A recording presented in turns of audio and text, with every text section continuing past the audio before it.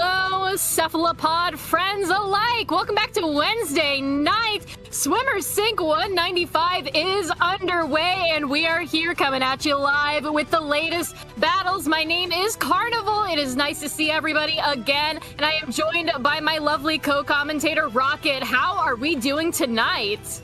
I am doing wonderful here, and we have a very fun matchup in store for us. We actually decided this in the background because of a coin flip, and I know you were very happy to see it.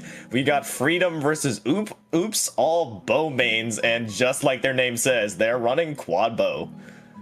I am very excited to see how quad bows are going to be taking on Freedom in our very first set of the stream. We are going to be looking at Barnacle and Dime Splat Zones, followed by Tower Control Hagglefish Market, and then Manta Maria on Rainmaker.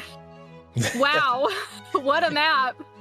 Yeah, I know you have some reserves there in terms of that map, but Splat Zones, Barnacle, and Dime, I feel like you can't ask for a better mode if you're running quad bow here. It is a very, very open map, really just raining down hellfire from above is all these bows are going to really be doing here. On the side of Freedom, you really need to see if you can get your specials up, try to see if you can counteract them, try to get that plat area, because if there's any weaknesses of bows, it's going to be very difficult for them to retake, of course, unless they have some refluxes, which I do kind of envision here, but enough speculation. We're just going to jump straight into this. Now let's see what these bows have to offer us. Looks like we're going with a pretty strange comp on the side of Freedom. Jesus Christ! Yeah, so we're seeing double jet and hammer as well as whale here. Ooh, we will end the match real quickly there, but hold on, can we talk about Freedom's comp? Is that a Glooga? No, not God. YouTuber. Goober. It's Goober, not Goober. We've got a Goober and a pencil, I think I saw on the side of Freedom. I don't know if that was a mistake or purposeful, but I mean, yeah, if you really wanted like maybe an upper hand against quad bows, I feel like that's the way to go. I think there's another interesting thing as well. I believe I saw a Clash Blaster as well as... Did we? Yeah, as the third weapon. I'm a little confused already off rip here between both these teams, but I mean, if this is how we're going to start things off in SOS, we're going to be in for a wild ride, I'm sure. So quad bow, obviously from Oops all bow mains we saw there, but Freedom, a very unusual comp in terms of zones as well. I mean, you don't really have a lot of paint just split between those three weapons, so we're going to have some weird weapons matchups here that we wouldn't normally see, but hey, I'm here for the chaos. I love it. Absolutely. I am being told that we did have to have a bit of a reset, so weapon choices in that first couple of seconds might not have been accurate. So here's hoping that they keep going with the weird comp, because seeing a Clash Blaster and two chargers against 4 bows is definitely going to make my entire night just that much better. And like you said, let's take a look at these here and see what we're actually going to be bringing to the table, if it's the same old that we saw. And that is way more of a standard comp than I thought they were going to be running. I'm seeing an E-Leader. We're seeing that S-Blast alongside the Gray Zap being our cooler on the side of Freedom. But like we saw before, Oops all bow mains, double jet with a stamp. It's going to be real hard for Freedom to go in. Oh, absolutely. But once they get their specials up, it's going to be very difficult for Oops all bow mains, as they really need to kind of stay alive here. You already see raining down fire. The S-Blast is taken out off rip. So is the Stamper there. I believe that was Pastry, as now you have here. Now moving up towards this plat, you already have the bows just already with this dominating presence, just trying to just take the space. Just that is the strength of bow here. You do have to worry about Pastry. Zipcaster that does find one, could find another, does help with that pick. But now Freedom are back into the zone, as that is a 3-down situation for bow mains. And the bow mains are gonna have to back all the way way out, because otherwise they will be getting trapped in that pit of death that is on Barnacle and Dime. We can see that that E-Leader is now on Plat right where it wants to be. Pastry, unfortunately, does end up going down to that well string, I believe, and the E-Leader does have to back off, but not before Freedom takes the lead. The Jets are going to be coming out from the bow mains now as those chumps go out, trying to get a bit of paint on the zone, and with that, it is looking like bow mains might be taking control of the zone if they can get that stamp in there. Yeah, you're just trying to see if you can paint over that zone. Bow mains will eventually be able to do that. You have to worry about King Von on this left side, though. With that E-Leader, does have a little bit more range to really kind of work with. Pastry just trying to force the issue here, trying to be the spearhead of the push for Freedom to try to see if they can get that opening pick. Now popping that Zipcaster, well, now threatening that flat, managing to find one, trying to see if they can just keep the bow mains at bay with 2 down in total. Freedom are back in business, back into the zone here, but they are still responding as Arito hits a very nice shot. Absolutely, and with Bowser in that death pit, it is not looking good for them, but Pastry jumps out at the last second, maybe sensing that double bow could be a bit of an issue, and bow mains have once again taken control of the zone. There is a 10-point lead differential that might be in their favor if they can keep the paint on the zone, because it is not looking good for Freedom. They are unable to go back into the zone as that stamp comes in, takes care of one, looking for another, gets a throw and a pick on the throw! Really nicely done there from Jason. Now a lot of space created, and bow mains here are able to take the lead off of that round very surprisingly here. Now, however, on the other side, Freedom does have Cooler to kind of work with, trying to see if they can paint up this plat, just trying to see if they can get any space here. You do see all the bows is kind of pelting at them, but the bow ends up falling there. You see now the 3 other bows just trying to see if they can stay alive. Hawaiian pops that jet, managing to get one here, but zone still pretty heavily contested. The specials all coming in from bow mains, now down to the 20-point mark. Absolutely, bow mains is still in control of the zone, and not even a Booyah Bomb being thrown directly into the middle can stop them from the ultimate painting power. That is the power of 4 bow mains, and with that, they managed to knock out Freedom in the very first round of the first set. I mean, I know what we were expecting from 4 bow mains on Barnacle and Dime splat zones, but you really gotta love the commitment to the bit here, Rocket. Absolutely. I mean, it's working right there, and you can kind of understand it, at least from that point of view. I mentioned it at the beginning of that game before we really hopped into it. I mean, if there's any map that really kind of benefits bow, it is a wide open flat map such as Barnacle and Dime, really, where you have the space, you have the ability to hit these directs, you have the ability to kind of just control space. And if you have 4 players doing that simultaneously, I mean, hey, you're just going to get chipped to death, and that's really what happened there. Now, moving on to a different mode, TC Hagglefish Market, you can envision a little bit something similar here in terms of if you're on that tower and you're on Freedom's side, you better be running for cover if you have some bows aiming at you, because they will just pelt you. Absolutely, and I feel like with a lot of the high points that Hagglefish Market can offer, we might be seeing another bit of an advantage state for those bow mains, but I do want to point out, again, Hagglefish tower control, you can't really just one and done it like you could have done with the zones on Barnacle and Dime. You gotta stay with the tower, you gotta make sure that your players don't go down, because it's so hard to retake once you are in that disadvantage state, especially if you're up against a team with a more normal comp than 4 bows can give ya. Yeah, for sure. Let's see if there's any adjustments that Freedom can really make here. We do have a little bit of a disconnect. We'll be right back with it. But to kind of talk about Hagglefish a little bit more, I do think that it is very difficult to kind of push on this map just because of the defensive positions that you can really set up. You want to create those staggers. You want to cause those advantageous states by taking the fight to the other team. Obviously, bow mains being 4 bows, you kind of just have to lay down mortar fire just to really see if you can chip someone to death, see if you can hit a nice shot here. But on the side of Freedom, you want to kind of use your weapons advantage. You really want to use your more balanced comp to your advantage. I saw a lot of good there from Pastry for that Zipcaster. They were really able to kind of open up bow mains really defense and just iron wall there, and really them being a disrupting factor could really help Freedom get back into this. Absolutely. I couldn't agree with you more, especially on the point out for Pastry on that Splatana Stamper, just doing a really good job of, like you said, opening up the defense, and it's going to be even more pronounced in this map, especially because of the fact that you can't really hit a flank on Hagglefish Market with a bow.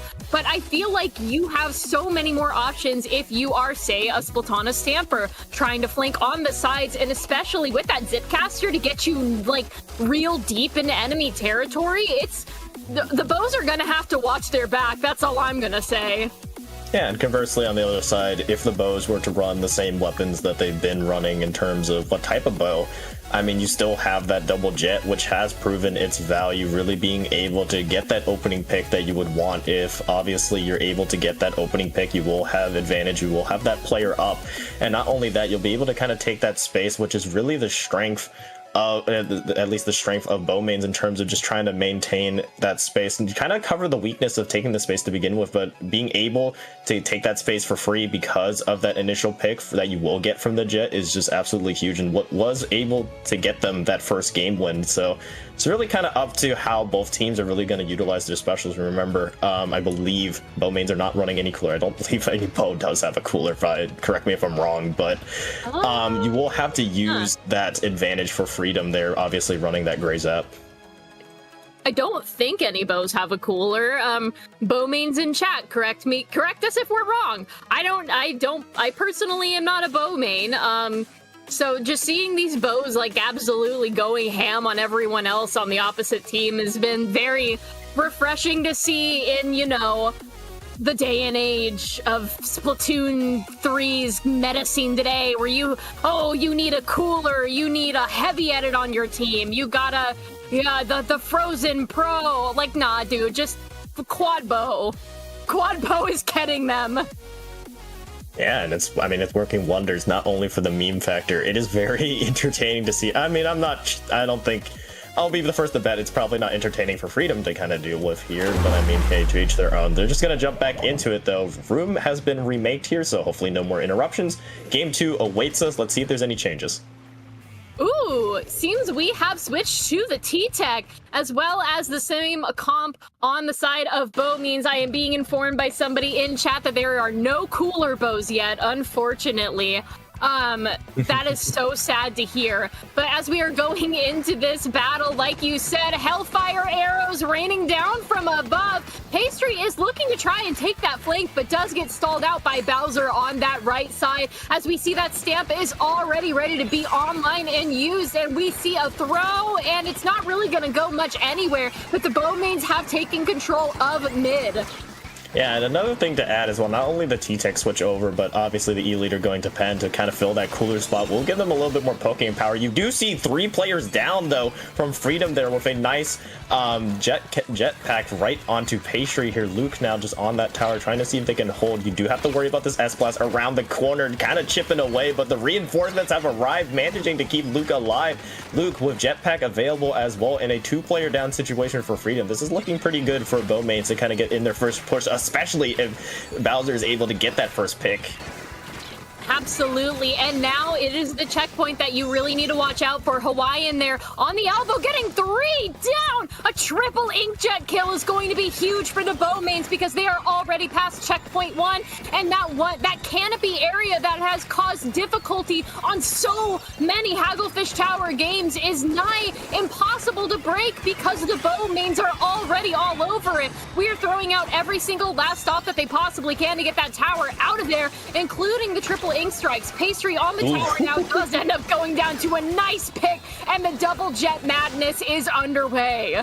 It's so oppressive here, Carney. I don't think I've ever seen a bow frontline, but I mean, here we are. We have Hawaiian here and Luke and Erito as the players of Bowmains here, just trying to force the issue here, just trying to chip away, trying to see if they can get out this T-Tech. Unfortunately, the push does lose a little bit of momentum, especially since that Booyah Bomb was popped out here from Choreo, really giving Freedom a little bit more space to kind of work with here, but already down to the 14-point mark is Bowmains. It's going to be a tough hill to climb here. That cooler will help, though, to kind of get the ball rolling.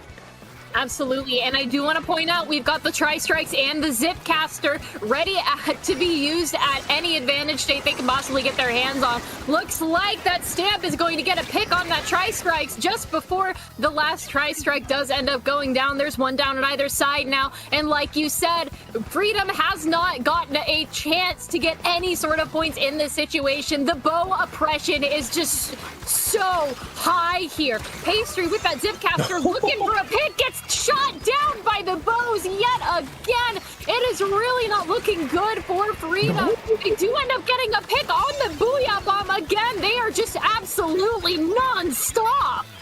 I mean, you can definitely tell these are bow mains. They're hitting their nice shots. They're being able to cancel out those two specials is huge. However, Freedom has gotten a little bit of space to kind of really work with here. Those trip strikes will certainly help as well. Pastry goes down to Hawaiian as they do have that jetpacks, trying to see if they can get some space back. Freedom just trying to see if they can work through that first checkpoint, maybe get some space themselves here. You saw that Zipcaster go out. King Von just trying to hold that tower here, trying to see if they can get another cooler up as well. But you do have actually that Wellstrings hammer getting canceled as well. Pastry just trying to force the issue here, but unfortunately it is a little bit of a standstill now after this first check.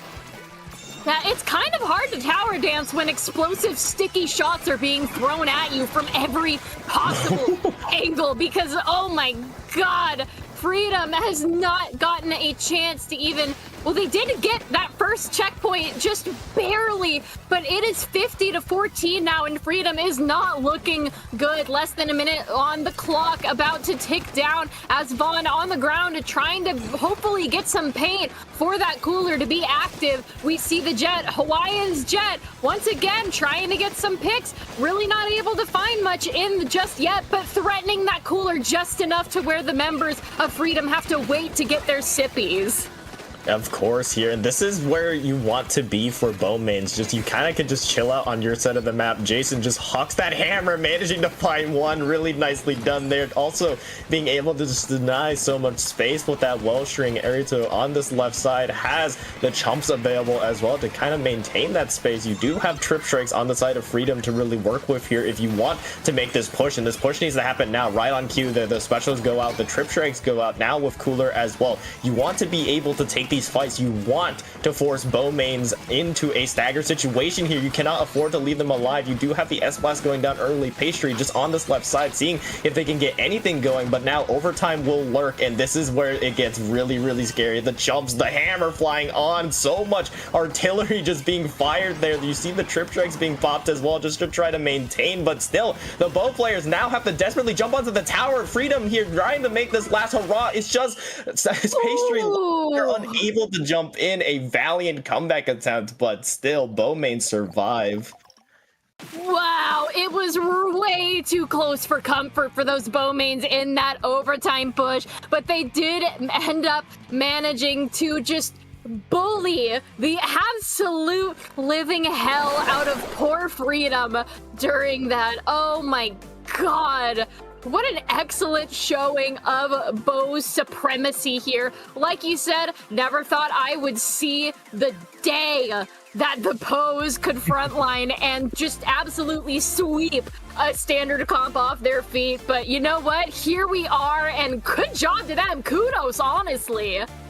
Yeah, I also want to give some props over to Freedom as well. That looked very, very close at the very end. We both saw it there. I thought it was going to be a monumentous effort to come back, and they took it very much to the very end. Pastry was just waiting for their jump to land. Unfortunately, just didn't have the time to really waste there as they went 3 players down, but still, I believe it was like around a 4 or 5 point difference at the very end. It easily could have switched hands, but bowmains still maintaining that life, still managing to stay alive. I believe that hammer was very huge in really being able to kind of deny that tower space as well. And hey, you can just run 4 weapons and beat a regular comp. I mean, there is no meta now apparently, so oops, all bowmains will get that 2-0 sweep in round 1, I believe. Carney, we're gonna move to round 2 very, very quickly.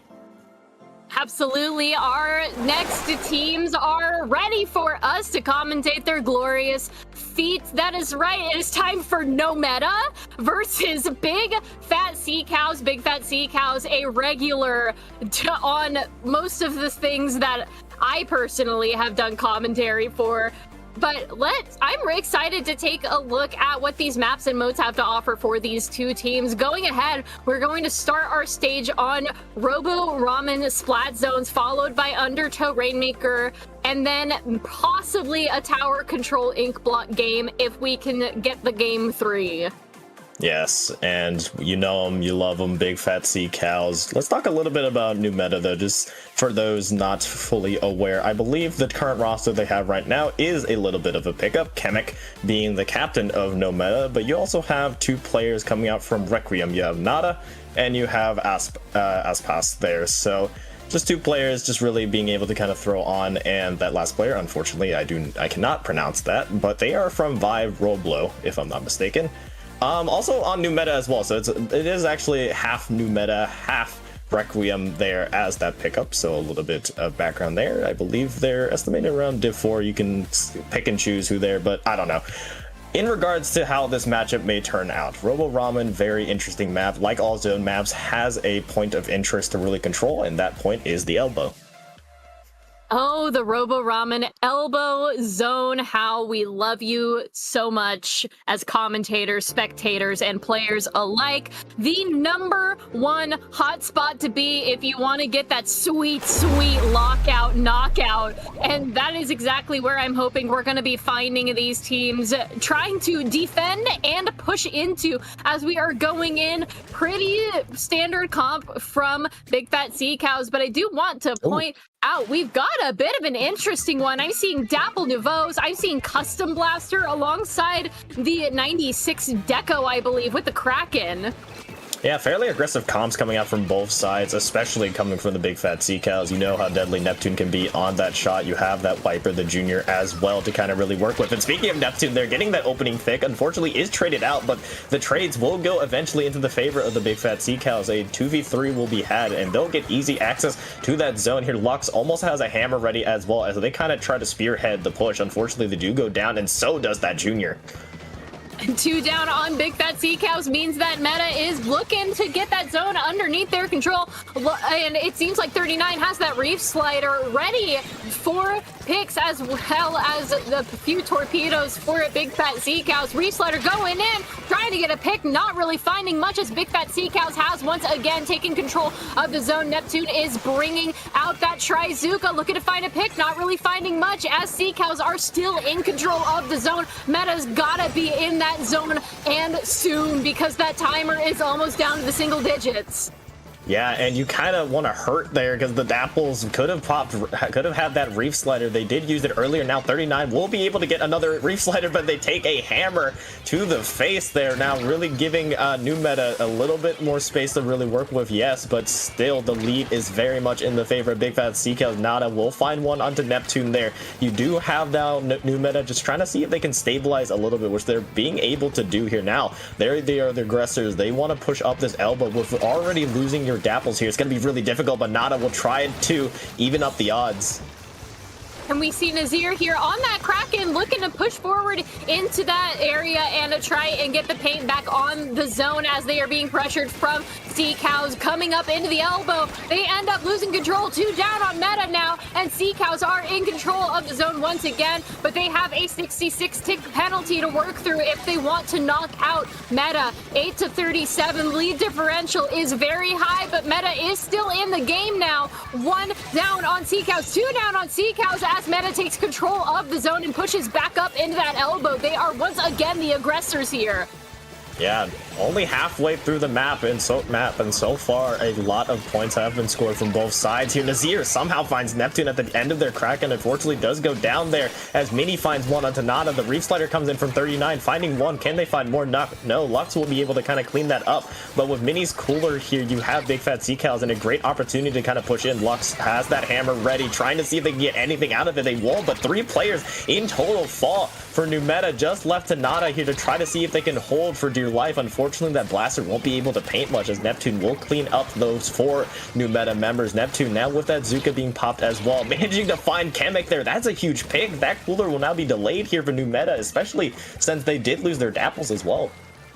Absolutely, and we see Nazir had to jump out. They were being threatened on all sides by the Sea Cows. Sea Cows are now in that elbow. Nazir has the Kraken. That is what they were jumping out for, so that way they could preserve that Kraken to try and threaten the rest of Sea Cows. But they are in a bit of a bad spot, just barely managing to get away before they do end up going down. 2 members of Meta are down. Sea Cows are once again in control of the lead, and they have already worked through those penalty points. They just need to keep that paint on the ground for another little bit, and they knock out Meta in the first match of this set. Yeah, really nicely done there. Big Fat Sea Cows just a bit better at really being able to hold control of their zones. New Meta had an opportunity as well to get a hold of their own. It just didn't quite work out. Again, the special usage was really huge for Big Fat Sea Cows. Again, I mentioned there, like, right when Big Fat Sea Cows were able to get into that zone, and Neptune was able to just find the trajectory, find the arc for that Zuka shot onto Chemic there. It really caused a lot of harm to No Meta. Not only being able to go one player down there, but that's their cooler. Now you have a little bit of a delay. You have a delay of when you want to go in. And unfortunately, Big Fat Sea Cows really just had an answer for a lot of the specials No Meta was trying to push up, and that's kind of what the game comes down to sometimes, really who's able to get more value out of their specials. In that game, it was Big Fat Sea Cows. Absolutely, and we're going to be seeing a lot more of the same special, like playing around your specials and making sure that you get the value out of them is going to be absolutely huge on Undertow Rainmaker, because it is either the map where you can just instantaneously like knock the other team out within the first couple of minutes, or you are playing till the bitter end around those checkpoints and choke points alike. And I feel like both of these teams are going to have to basically knife fight it out in mid to see who's at the upper hand. Yeah, I agree with you, Carney. I mean, Rainmaker is one of the more volatile modes. If you do not have players in front of the Rainmaker, they can just sneak it on by. There's nothing stopping them. So both teams really need to kind of pay attention to let's see if there's any weapon switches. I don't imagine there's any from Big Fat Sea Cows. No, there isn't. On the other side, still same comp, pretty much almost. You do have Nazir going at Gal, and you do have 39 switching up that Dapples kit to that new Dapples with Splat Bomb and Killer Whale. Going to a more aggressive Dapples kit on the knocked Dapples, I believe is what they are called. Correct me if I am wrong. Big Fat Sea Cows does end up getting the first pop of the Rainmaker, just pushing valiantly forward into mid. 39 trying to see if they can get a pick off of Neptune. Really not able to do much. Paint flying their way, and all they can do is just chuck a couple of bombs and hope that it hits someone. But Nazir has gotten control of the Sippies, does end up going down. 2 down on Meta now, as Big Fat Sea Cows has the Rainmaker, and they are going to dunk it valiantly into that checkpoint. Yeah, the first checkpoint usually on most Rainmaker maps are a given here. You do have Toto's junior bubble being able to kind of create a little bit of space. Unfortunately, won't be able to lead to a push there. As that splashdown will find Neptune just left a mini to kind of just live to fight another day. Try to stay up in mid here. Chemic just trying to force the issue, trying to apply that pressure here as New Meta are looking for this counterattack. You want to see if you can get your specials up to kind of really work with Lux is on that left side, just trying to see if they can kind of force anything out of them. But still, the whales will be popped by Nazir. Maybe trying to make an aggressive fight. Neptune does go down early, but 2 players down in total for both sides. Actually, No Meta does lose their blaster as well, so a little bit of an opportunity for Big Fat Sea Cows to take advantage of that. Absolutely. 39 coming in from behind. Lux manages to help get the pick on them as Meta has control of the Rainmaker now. They are looking to get that checkpoint under their control. They do end up getting that stamp down, I believe, in the moment, but at the cost of the Rainmaker being traded out. Now Meta is 3 down, and Big Fat Sea Cows have the Rainmaker in their possession. Neptune painting up and forward to make sure that Mini from the side trying to go for a sneaky maneuver, but Meta saw what they were doing and just absolutely stopped them in their tracks now. And Meta is going to have control of the Rainmaker as they try to push it towards that checkpoint, but bombs and more bombs stop them from getting any further.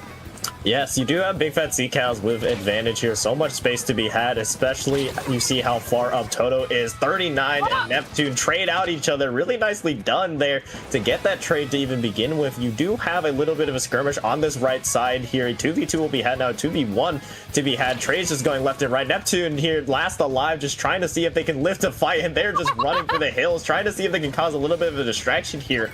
But no meta will allow the Rainmaker to reset here, as Neptune will now try to work up this left side, so even if they can get anything going.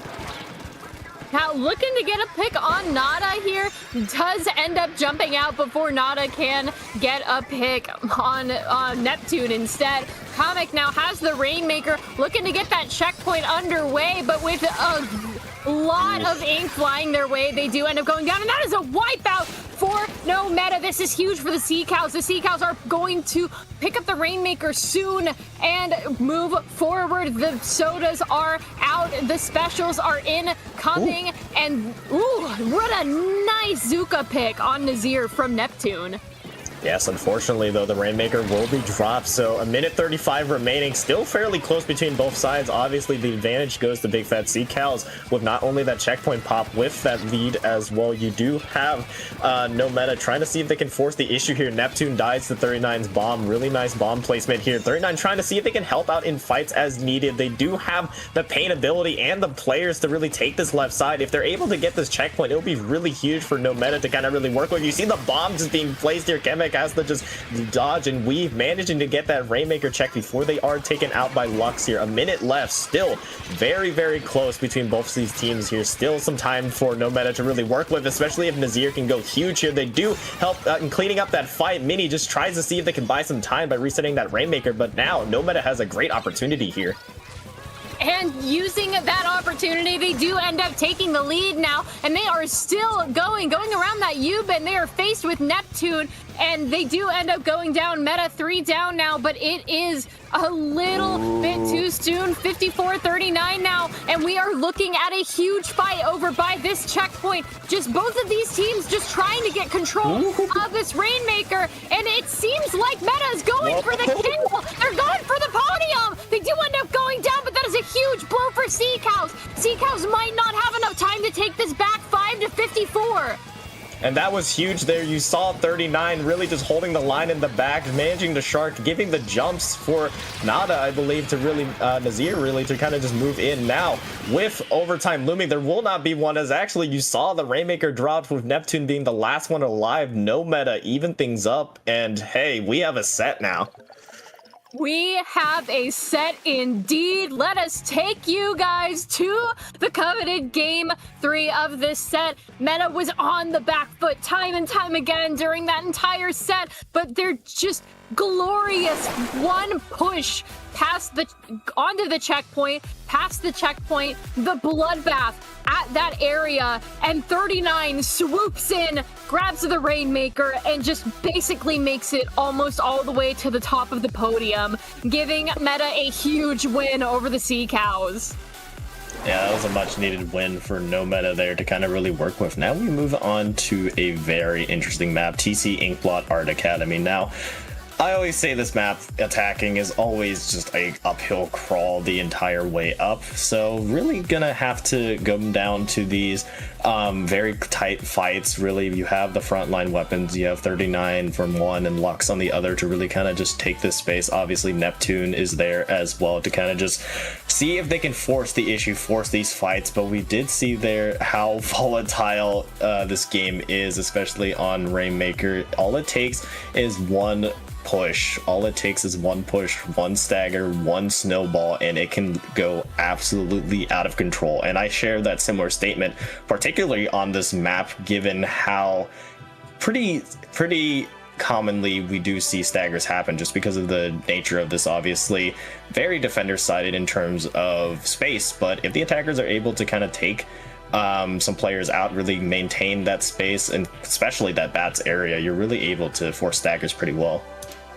Absolutely. I was just going to mention the back area, but you already brought it up in my stead. Perhaps not as volatile in gameplay as we saw the last time, but definitely volatile in the sense that we are going to be seeing a lot of picks. And Mini has swapped the weapon to the new Rapid Blaster. We still have a cooler, but that Rapid might be the answer that Sea Cows are looking for. And it's looking like Nada has... we're actually going to be seeing the same comp, I believe, from Meta, but I do want to point out that we have double whale. Yes, double whale always going to be whale's always very oppressive on one person here, so it could cause a little bit of disruption. With Big Fat Sea Cows moving over to that rapid, you will have a blaster for this TC map, which just goes really well together here. You have Chemic here just trying to see if they can get any fights, trying to help any fights here. Does get Lux low, but do have to worry about their own life. They have to see if they can get another cooler up in time. Big Fat Sea Cows are moving here, and they are moving with a vengeance. You do have them in a great position to get that first checkpoint already. We see the tower dance has unfortunately been stopped by the combination of the whale and bombs alike, as Big Fat Sea Cows does end up losing the tower. 39 being an absolute menace over here in mid, looking to start fights, finish them, get any sort of blood that they can get their hands on here. But as I am saying that, it seems like the ink is once again in Sea Cow's favor, as we see the members of Meta are being pushed against the left side of the map, but they do have the sodas out. Sodas out on both sides, in fact, and now comes the bloodbath in mid. Yeah, you have Lux here, just trying to see if they can get anything going. Is taken out by Nazir, but the trade is there from Neptune. Now Neptune and Nazir themselves are traded out here. Just an absolute ink bath in mid. You have Toto here, junior bubble available to kind of create some space as well. Just kind of waiting for the picks to go into Big Fat Sea Cow's favor. Remember, the only points that have been scored really that are meaningful here, Big Fat Sea Cows being able to get that first checkpoint. 39 will take the better of Neptune, but it is very evenly split. Never mind, as soon as I say that, 3 go down from Big Fat Sea Cows. 3 go down indeed, and that means Meta's time to shine is now, as Nazir takes the tower and leads the way for Comic to jump right back on it. Looking with those double whales to get a pick. Gets a pick on Neptune. That 52 gal is unstoppable as it gets a second pick. Now before it ends up going down, 2 down on either side now. Meta is in the lead there at the second check, ready to provide the jumps from their teammates to come in. But as that happens, it is not looking good for the rest of Meta. They do end up going 3 now. But 39, just with the last ditch effort to get up the tower, gets 2 picks like a madman. That is huge here. Not only does that keep No Meta's push going, that does stagger Big Fat Sea Cows a bit here. You do unfortunately see Nazir go down pretty early, so Big Fat Sea Cows have a second wind, another opportunity to get this retake, and it does look like they will be able to take advantage of that numbers advantage. You do have them kind of moving up. 39 is lurking on that right side, does manage to take out that junior over there. Lux managing to find out Chemic conversingly here, so still very even fights throughout mid, but you do have Big Fat Sea Cows moving that tower. Moving the tower, and like you said, the fight is going from mid up to the platform of Meta, because we've got the bubble on the tower now, but 39 from behind looking to get a couple of sneaky picks on Sea Cows, not really able to find much. Neptune has the Zuka under their grasp and does not end up getting a pick, as that triple splashdown ends up splatting Toto along the way. Nada on that custom blaster is doing a really good job of keeping that tower clear, as a blaster should.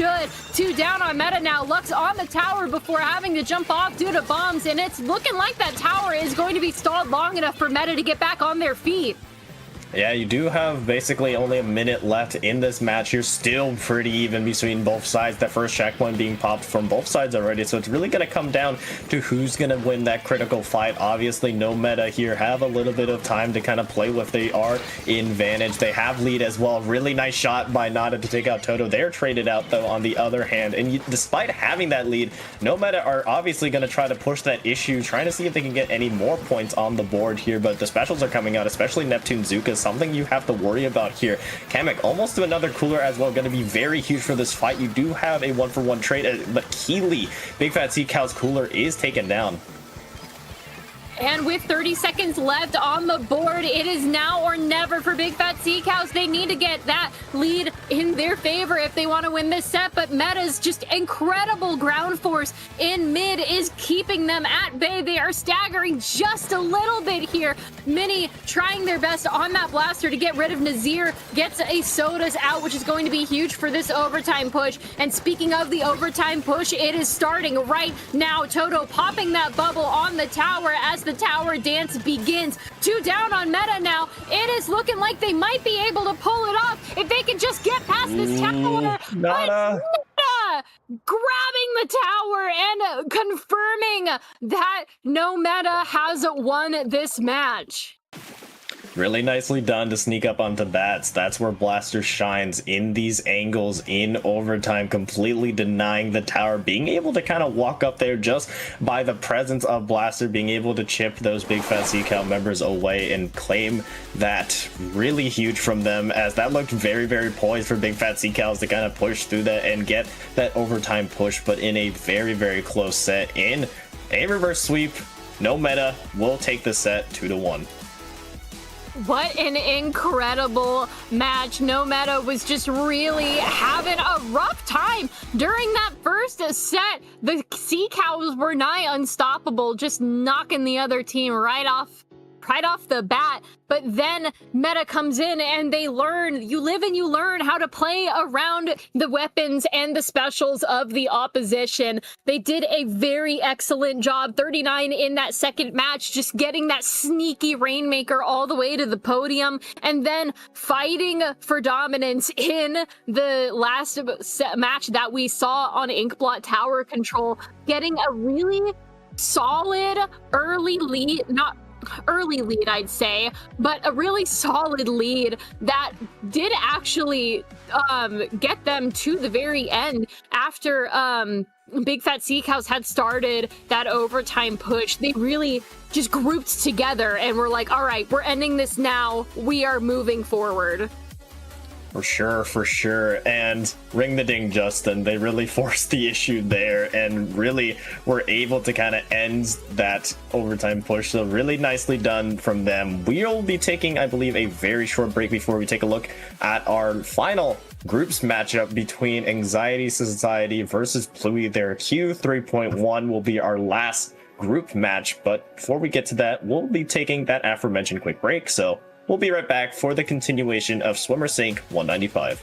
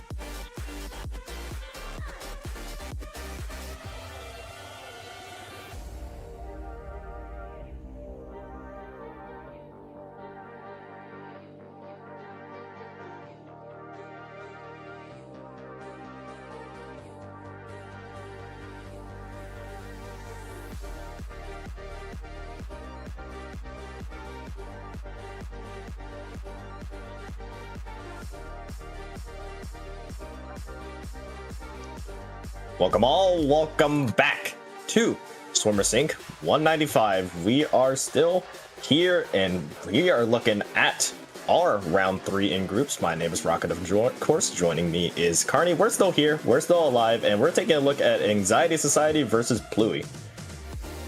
Absolutely. After those first 2 sets that we commentated for you guys, we are ready for another explosive third and final set of groups before we move on to Top Cut. But that is later. Let's take a look at what these stages and modes have to offer for us. First up is going to be Splat Zones on Mako Mart, a classic, followed by Clam Blitz on Umami Ruins, and if need be, we can move right along the Rainmaker Museum, the Alfonsino. 3 very solid map modes on this set, and 3 I'd say we've been seeing a lot of in competitive terms for the basically entire time that Splatoon 3 has been online. Yeah, all these maps, no real surprises, pretty standard. I mean, the only one you can really pick out as a little bit uncommon would be Clam Blitz Umami, but still, all maps, you know how to play them. These players know how to play them. And speaking of which, we do have both these teams very equally in terms of seeding, but not only that, very equally placement currently in Group Q, our final group here in Swimmer Sync 195. They're both 1-1, so the winner of this will be moving to Hammerhead bracket, while the loser will unfortunately be in Mako. Yeah, so a very, very just point of contention for these 2 teams, because like you said, this seed is going to be determining who gets to go into the higher of the 2 brackets here. Like you said, we're contending between Hammerhead and Mako as the brackets, and it's just honestly whose game. Equalizing the field. And now let's take a look at what these 2 teams have to offer for us, and that, I believe, we see a Stickers Stamper alongside a Carbon Deco and Squelchies on Pluey. A Squelcher, not some weapons you do see a lot, as well as the H3 there. That is the Crab H3, so you will have that Crab presence to really work with here, coming out from Team Demo Shark. And speaking of which, that Crab is already out here. That Crab will provide so much pressure to really work with, especially if you have Pixel on that Carbon, managing to find one before they are traded out. You do have Pluey in the zone, really being able to kind of take that control, but you have Aurora with that counter Crab on this left stack, immediately taken out though by Demo Sharp. You really don't see a nozzle nose this often in competitive play. I was absolutely gobsmacked when you said that there was a nozzle nose in the chat. I didn't even notice. I was like, oh yeah, cool, that's a nozzle nose. Wait, a nozzle nose? Now Pluey is in control of mid here, but with that Booyah Bomb coming from Anxiety Society, it's looking like that paint on the ground is looking more and more orange by the second. But with that Crab fight in mid there, Aurora and Demo just both looking to out-crab each other. We can see that Anxiety Society is looking to possibly get a sneaky triple splashdown kill on some of these members of Pluey, but they do have 2 members down, which is not good. Yes, that L3 nozzle nose, thank you chat, is putting in some work though, being able to kind of match that Crab. You do have the Booyah Bomb being placed in by Anxiety Society to try to see if they can flip that zone, but Pluey have some very strong paint control here, especially coming out from Automental there, really being able to kind of just put down that paint on that edit with Cooler as well. They're able to kind of take these aggressive fights. You unfortunately have a disconnect from Anxiety Society, which is going to make this last retake all the more difficult here. Astro going down, a 2v4 retake is near impossible in these situations, and with that pick onto that Stamper, that will spell the end for Anxiety Society in that match. Now, Pluey with a 1-0. Very, very strong opening. Unfortunate disconnect though. Oh, you hate to see the unfortunate last-minute disconnects that spell your team's doom. But like you said, Pluey did a very good, strong showing of their skills during that first match, and we're going to be seeing even more of that for our Clam Blitz Umami Ruins map, which I feel like the Crabs are going to be very necessary here, because with Umami, you can basically just park a crab in mid and shoot until you reach dome, and you're basically guaranteed to reach someone. Yeah, and thinking about crab weapons. Splash? Nah. Dualies? Nah. The new Dread? Nah. It's all L3 here. It's and we saw basically solo the crab on the other side as well, and it was really nicely done. And I mean, it is a very underrated weapon in terms of its damage outpoint. I mean, you saw it basically just 3 bursts down that crab single-handedly, and obviously the disconnect was very unfortunate for Anxiety Society, but Pluey was just really able to kind of outspace Anxiety Society, really leaving them not a lot of space to operate. As you see, they had to really invest a lot of specials to maybe even stand a fighting chance. Let's see if things turn out a little bit differently here. Now we have a much more volatile mode to really kind of test these teams' coordination.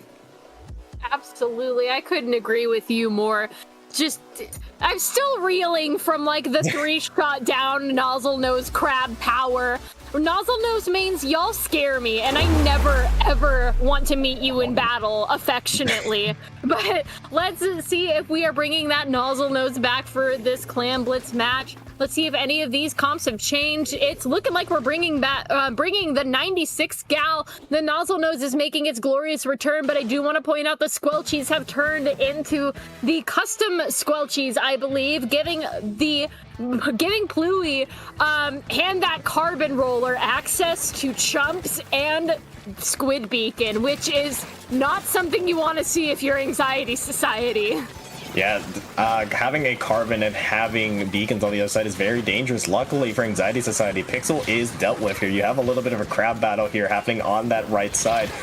Animal does unfortunately go down there, so you do have Twinkie with that cooler ready, really being able to give Anxiety Society a little bit more space, though. Pixel right back into the action, though, will kind of clean things up, try to see if they can even this playing field here. Going for this flank, does find one, could find another, unfortunately unable to find the finish onto the edit here, but now both teams just trying to see if they can get clams, and the first Powerball is formed by Anxiety Society. Yeah, and the clam economy is definitely in their favor here, despite the fact that they are 1 member down. Demo does end up going down to the, I believe not the Kraken, but the Kraken did help in that moment. 11 clams on the side of Anxiety Society. Pluey has 10, though. They do not have a power clam. Never mind, they've got a power clam. That carbon roller just made a power clam and immediately started juggling it with a tunnel. As we can see, Pluey has started their push. That Booyah Bomb is just going to be a mere thorn in their side, because it's looking like they might have the advantage here as 2 members of Anxiety Society go down. Now is their chance to put that clam in the basket if they can.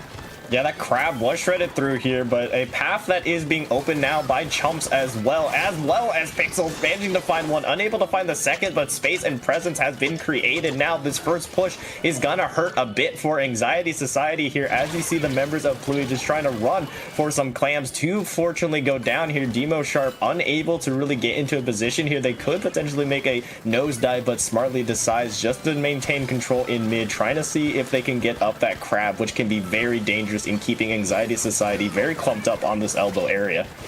Absolutely, and as you say that, the crab is out, and 2 members of Anxiety Society do end up going down. Pixel, just the absolute menace here on the carbon that you love to see, helping keeping their teammates at least alive by killing the other team faster. Pluey opens up the basket, does not manage to get any more clams in besides that power clam, but we can see now Anxiety Society is really on the back foot here. They don't have a way into mid unless that Booyah Bomb manages to take out some of the members of Pluey. Pixel does end up going down, which is not going to be good for Pluey, because Aster coming in looking for a pick does not get much, but Pluey is 2 down. Demo has to retreat all the way back into their dome area. Yes, 2 minutes remain. Still plenty of time for Anxiety Society to kind of really work with, especially if they hold on to this ball. Unfortunately, they did go 2 players down. Pixel there, still being a very dominating presence that you have to pay attention to on that carbon roller. Left unmarked, they will be able to get so much value. A really nice crab from Demo Sharp will allow Pluey to get more space. They're looking for another attack here as they're just trying to see if they can find any opening. The Booyah Bomb is being placed as well, just trying to stall out this push. This team fight is going to be very huge, Carney.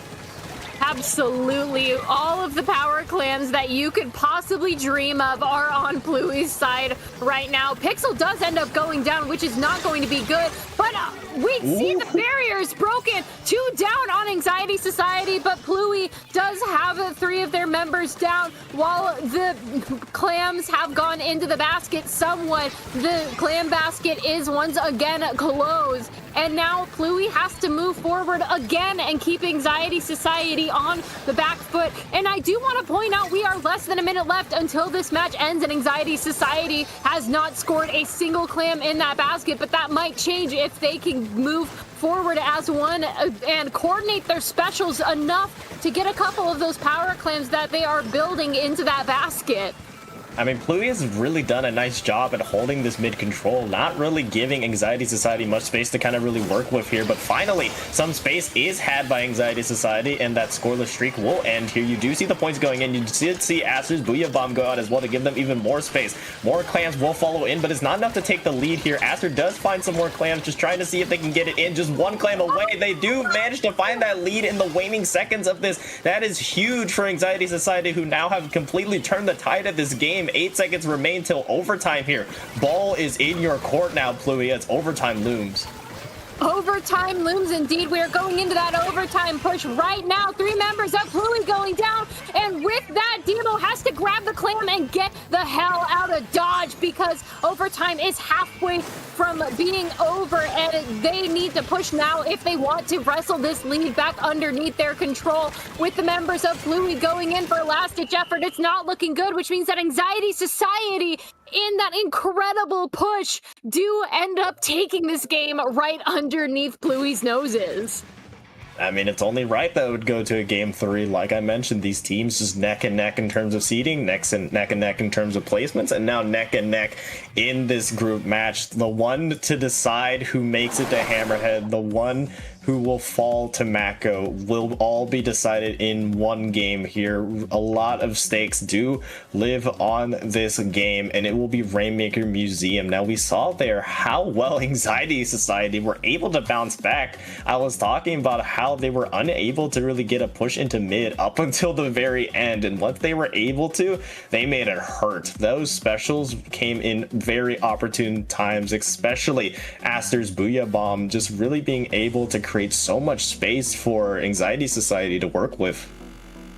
I couldn't agree more, Rocket. Wow, what an incredible match that we saw Anxiety Society handle. They were being bombarded from all sides by the members of Pluey, and then they saw the advantage, they grasped it, and with clams in hand, moved forward. And I thought the push was going to be over when that stamper did end up going down, but no, the clams were just enough to keep that basket open and even taking the lead. But I'm excited to see, again, it's only right that this set goes to a game 3 with these 2 breakneck pace neck and neck teams, because it's gonna be a rough going. I feel like we're going to be seeing a lot of Inkshed. We're going to be seeing a lot of fights in mid and around Spinner especially. So I'm pumped. I'm hyped. I'm ready to see these 2 teams to their respective brackets.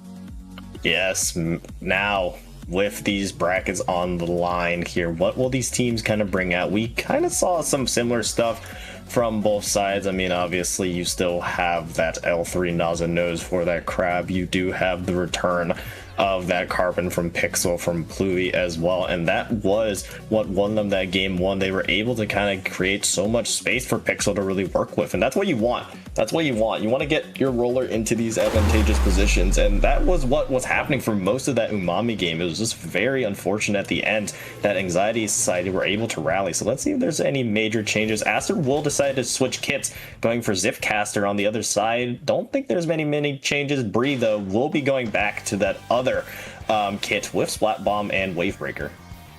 Absolutely, and now it is time to make it rain. Demo looking like they're going to be getting the first pop for Pluey. Pixel in mid, trying to get a couple of picks. One does end up going down on Anxiety Society now, and the sodas are out and ready for the sippin' now. Pixel looking to threaten that ramp as much as they possibly can. The Rainmaker is in Pluey's court as they are looking to try and jump over that. Double down on the Rainmaker. That is a double pick from the Rainmaker. Autumnal doing an excellent job of keeping that Rainmaker under control, unable to pop the check before they do end up going down, but that is of no great concern because Pixel is just doing the absolute lion's share of the front lining here alongside those Squelchies, just getting that spinner really under their control, which means that Pluey is maybe going to go for it. They do with some really good side swimming along that podium.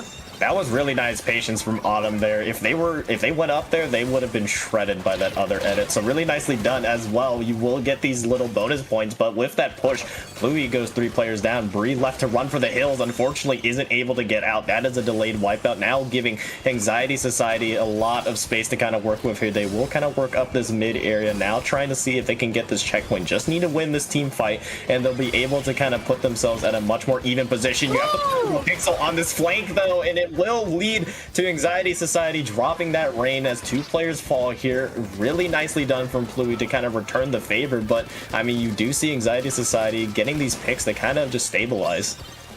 Absolutely, that trade was 100% worth it. Pixel doing again, Pixel with the steel carbon roller, just really taking out the rest of Anxiety Society before they were able to get that checkpoint popped. Aurora has to back out into the mid area as the crab does end up running out. Now it is a fight over by the ramp. Pluey and Anxiety Society are at each other's throats now. One does end up going down, 2 down on either side as the Rainmaker resets, which means it's in Anxiety Society's court, but not for long as the crab on Demo is pushing forward into mid, trying to get the paint, but there is a crab fight, and Aurora is doing a really good job of keeping that Rainmaker secure.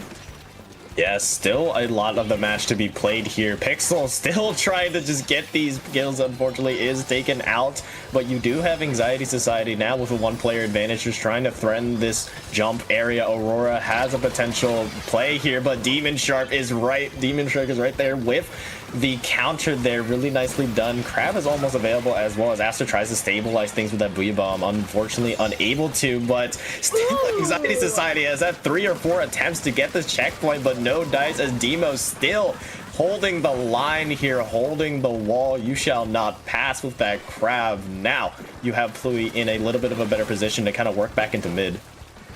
Absolutely, and as the rest of Pluey is trying to get, oh my god, again with the Rainmaker.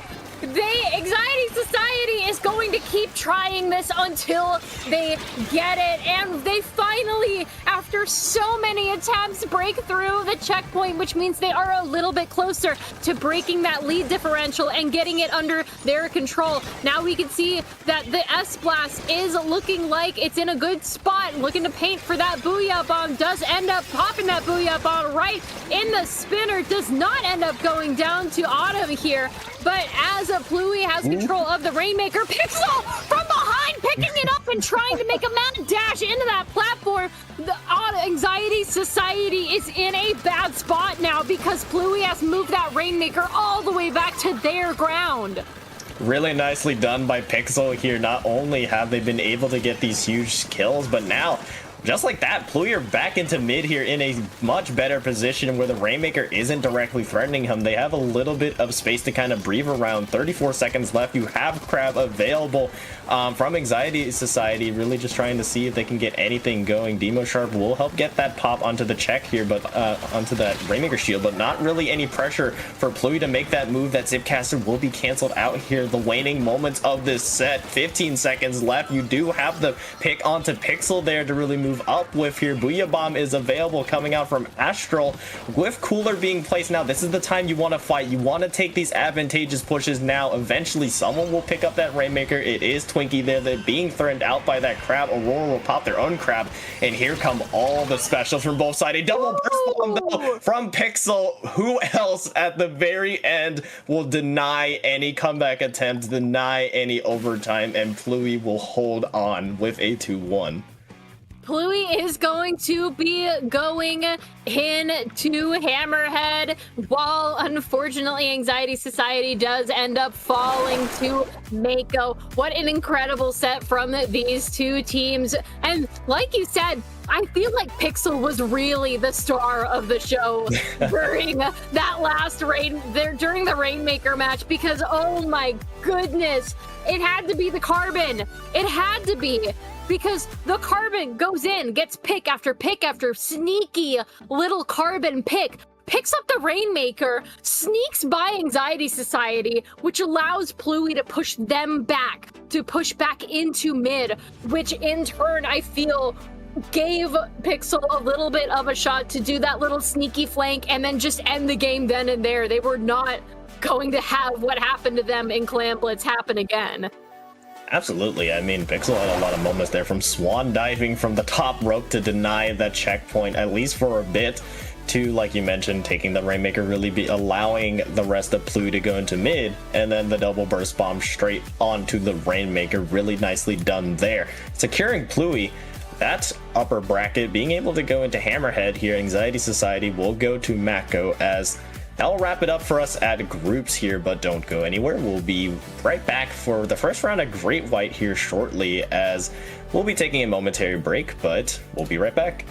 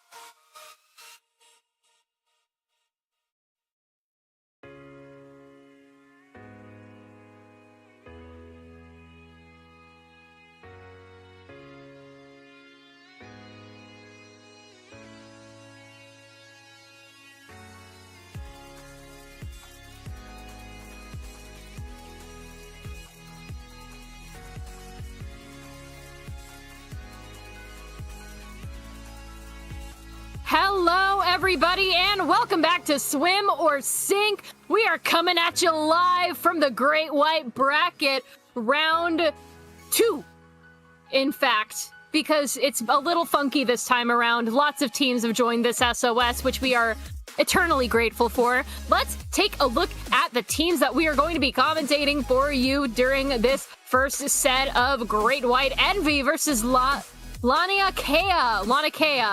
I think that is how I pronounce it. I am so sorry if I butchered your name. Yes, a very hard name nonetheless, but both these teams being in Great White obviously proved to be here. They went pretty dominantly in groups, so they will face off here, the 8th and 9th seed respectively, in the zone sandwich. You'll be having a zone sandwich the entire way, so don't worry. We will fill up your appetite with that, starting with Splat Zone's Umami. Of course, this unique map has that distinct feature of it being a 2-zone map, so it's going to be a little bit more difficult to kind of control. But on most zone maps, the elbow positions are very important, similar to Robo Ramen, how you want to control that. Here in Umami, you want to make sure you want to hold your own tower while taking the other team's tower/elbow. So that's what both teams are really going to kind of focus on. Absolutely. And I do want to point out that we afterwards are going to be going into Scorch Gorge. No, not Scorch. I believe that was Undertow. Undertow clams, I believe, not Scorch clams. That is 100% my bad, but we're not there yet. We're not there yet. We're still on Umami Zones. It's Umami Zones time, and I spy with my little octoling eye. We have a 96 gal deco on the side of Envy, as well as the Dapple Nouveaux, and alongside Laniakea we have the new Carbon Roller and the new Tri-Stringer and the new Pickers Stamper. So pretty new kits all around from both of these guys. Yeah, for sure. You already see, though, the Carbon going down early for Lania there. You do see Envy on the other side getting that 1-for-1 trade. The Stamper on this left side has Booyah Bomb available, trying to see if they can get anything going. Does manage to force a jump out. Booyah Bomb now being popped by Vito, managing to take that zone, managing to take out Gimme, maybe trying to see if they can find another onto Daylick. Unfortunately, no. And we know how dangerous Daylick can be. At least I know how Daylick can be on this Wiper, and be careful for their hammers. Hammer can be very, very strong on this map, especially with this little choke point here near this tower as Bounce finds one. Absolutely, and Envy is doing a really good job of holding these dual zones and moving forward with the rest of their team. Like you said, the key here is the elbow, and they are all up in Lanikea's elbow in this moment now. But they do end up, oh my goodness, the double stamp, like you said, from Dalek. You really got to be careful of that Wiper because it is out for a vengeance. Laniakea is unable to move out of their elbow, which is not going to be good for them. But with that hammer going down, it is now their time to shine as they take control of the first zone. We see that Carbon going to take control of that second zone, and Envy is 2 down. Yeah, Bounce now in a little bit of an awkward situation with this Kraken. Has to, man, somehow finds 2. Oh my goodness. Completely turning that around for Envy in one fell swoop. I was sure they were going to get camped out, but Lania got very, very greedy there and lose 2 players. Still, though, they will recover very nicely. No penalty will be added as they will be able to kind of just get some specials out. That Booyah Bomb will force some members of Envy into difficult spots as the painting turf war has begun. Now both sides just trying to see if they can desperately get control of mid here. Daylick, another hammer being canceled there. Both sides still just griping at each other, trying to see if they can get something going here as 2 players fall for Envy. Maybe an opportunity for Lania to get in. Bounce is set aside in that little pit area as they do end up going 2 down on the side of Envy. That is a delayed 3 down. Laniakea has taken control of the zone. 23-60. Now the zone is ticking down in their favor, though. And we get a nasty pick on Sky from Blob, the bow user here. They have the jet ready for action whenever it is available to them. Dalek is going to be taking that stamp out, and looks like they do end up going down to Venex here as the Stamper v Stamp fight is proven victorious on the side of Laniakea, but they do end up losing control a little bit here. They need to retake the zone, and they do manage to do it. They are looking like they're going to take that lead with the wipeout on Envy, they move forward into elbow, getting ready for that lockout position.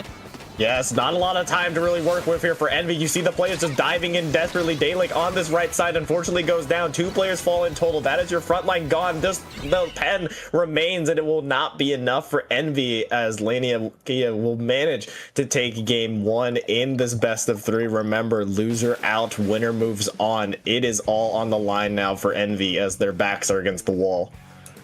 It is all or nothing now that we are at set point already. Like you said, best of 3, so that means if Envy does end up losing this one, they are going to be going home in the bracket. But for Clamblitz on Undertow Spillway, God, what a map and mode combination you basically never see.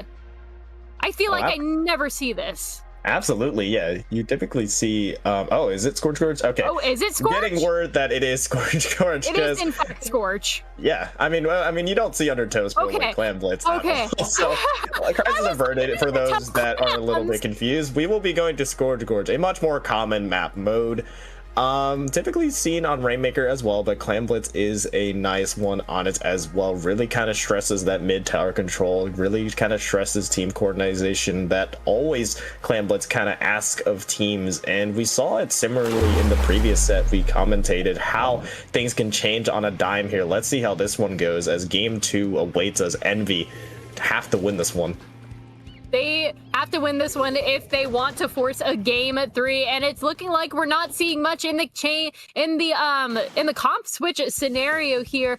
I believe we are seeing a gray zap. I'm not sure if the gray zap was there before from Laniakea, but not much of a change from Envy. If I do want to point out, we have switched from that Splatana to the custom blaster. Yeah, it gives a little bit more frontline presence as well as those point sensors really being able to kind of point them out. Blob has just been an absolute sniper on this bow. We've seen a lot of bows this tournament so far, and Blob is no exception to that. You do have 2 players down on the side of Envy as Laniakea will be able to kind of move up this elbow area. Unfortunately, that Booyah Bomb being quickly taken out by Sky and bounces Kraken. Really nicely done there to completely deny that potential looking push. However, Laniakea does have a ball available. Now Blob getting out that jet, managing to find Sky. Yeah, like you said, Blob is absolutely just doing insane plays on this bow. Laniakea has 2 power clams under their possession, and they are looking for the push right now.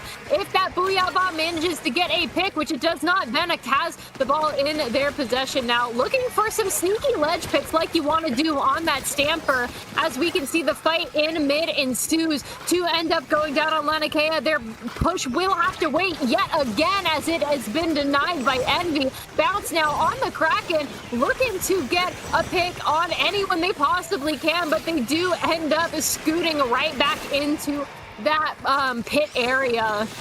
Yeah, defensive Booyah Bomb was placed here, but now with Envy managing to take out one, Dalek will try to move in. Unfortunately, the ball does fall off the map as well. Unfortunately, you do see Nameka now moving in off the backs of that. 3 players down for Envy. Now Chumps as well on this elbow. Laniakea does have a little bit of a red carpet here to kind of move forward. You do have the Reslider taking out 2. Really nicely done. That leads to a wipeout for Envy as a disastrous push. Now, as an opportunity for Envy to get in their first points, they just need to get Gimme in, and they will be able to get the first score.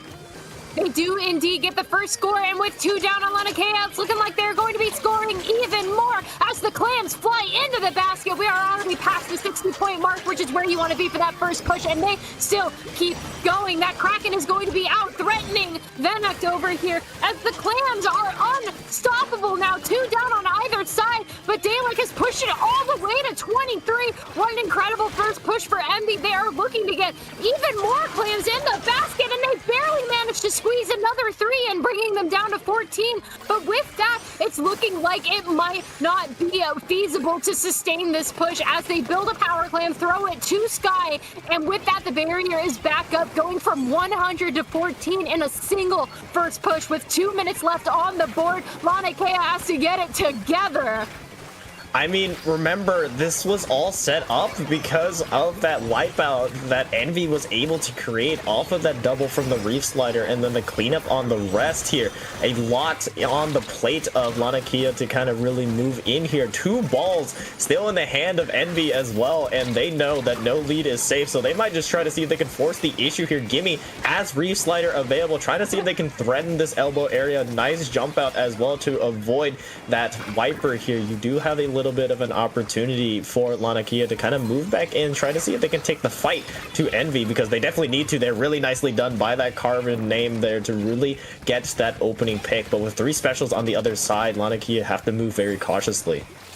Sky with the power clam is going to be going into that mid-tower position, trying to look for an up-top area where they can safely snipe from, but do end up not going for that, and probably for the best too, because I did see some blue paint flying that way. Bounce here is trying to look for any sort of clams, any sort of picks, any sort of advantage state that they possibly can in order to ensure that their team gets into that basket where they want to be. But with an absolute, ooh, a really nasty pick on that Jet, and Laniakea is looking like, and it's a wipeout on Envy's side. Laniakea is going to be pushing forward now. We see that clam go in the basket. Now the offense on their side is a go. That power clam is going to be jumping in, and it's looking like more clams are being pushed into the basket as we speak. Less than 20 seconds remaining on the clock. They need to look for more clams in order to get the lead underneath their control, and they are still going. Clams away, and there's a wipeout in the last possible second. Envy's turn now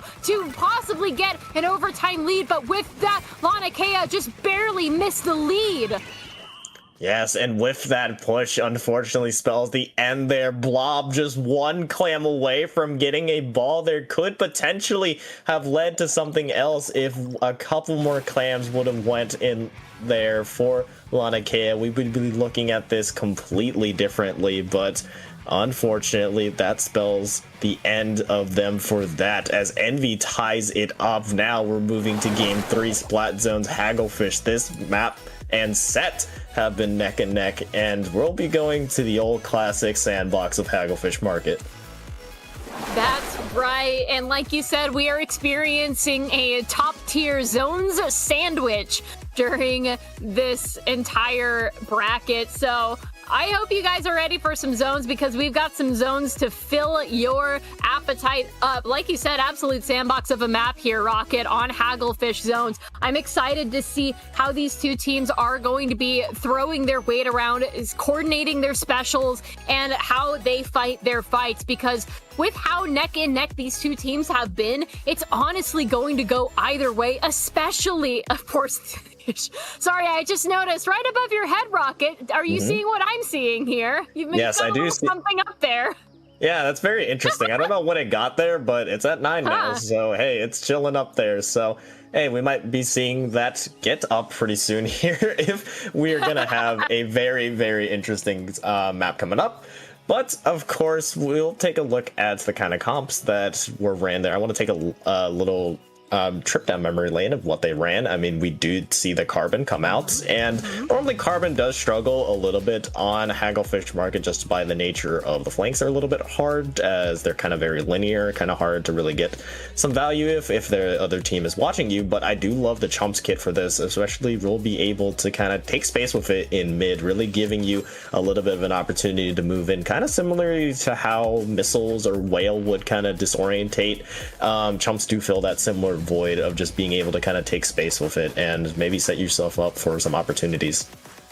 I 100% agree with you there, especially as a guy who enjoys Carbon as a pastime myself. I don't really main it, but I do dabble in it just a little bit. I was wondering why all this time they had not gone with the most common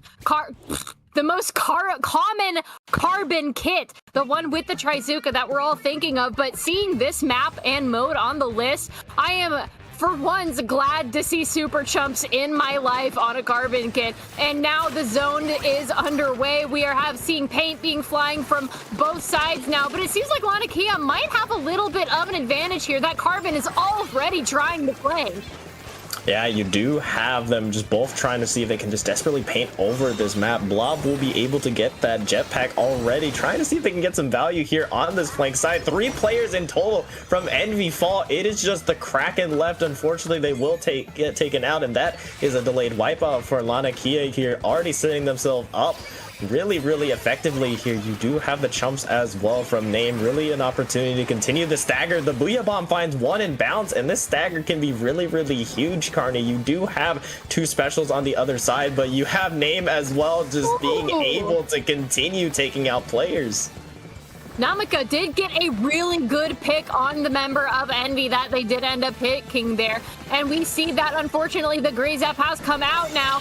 And it's looking like Laniakea does end up losing control to a sneaky Reef Slider cheese from Envy. And now it is Envy's turn to push Laniakea all the way back to their spawn rocket. We are seeing top tier level gameplay from both of these teams. There is a reason why both these teams have made it thus far and into Great White here. As we can see, Blob is trying their very best to threaten the members of Envy, but is really not able to get much from that specific position. But moving on to Glass here, that Inkjet is going to prove a lot more useful than it was sitting under Canopy.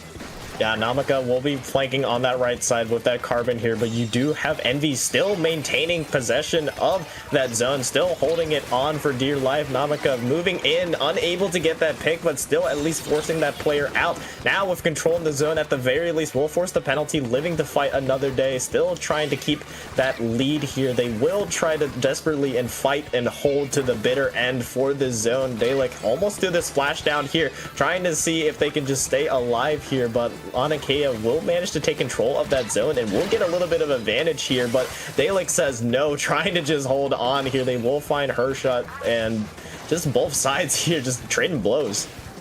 Trading blows and ink indeed, as the zone is once again under Lanikea's control. Whoa!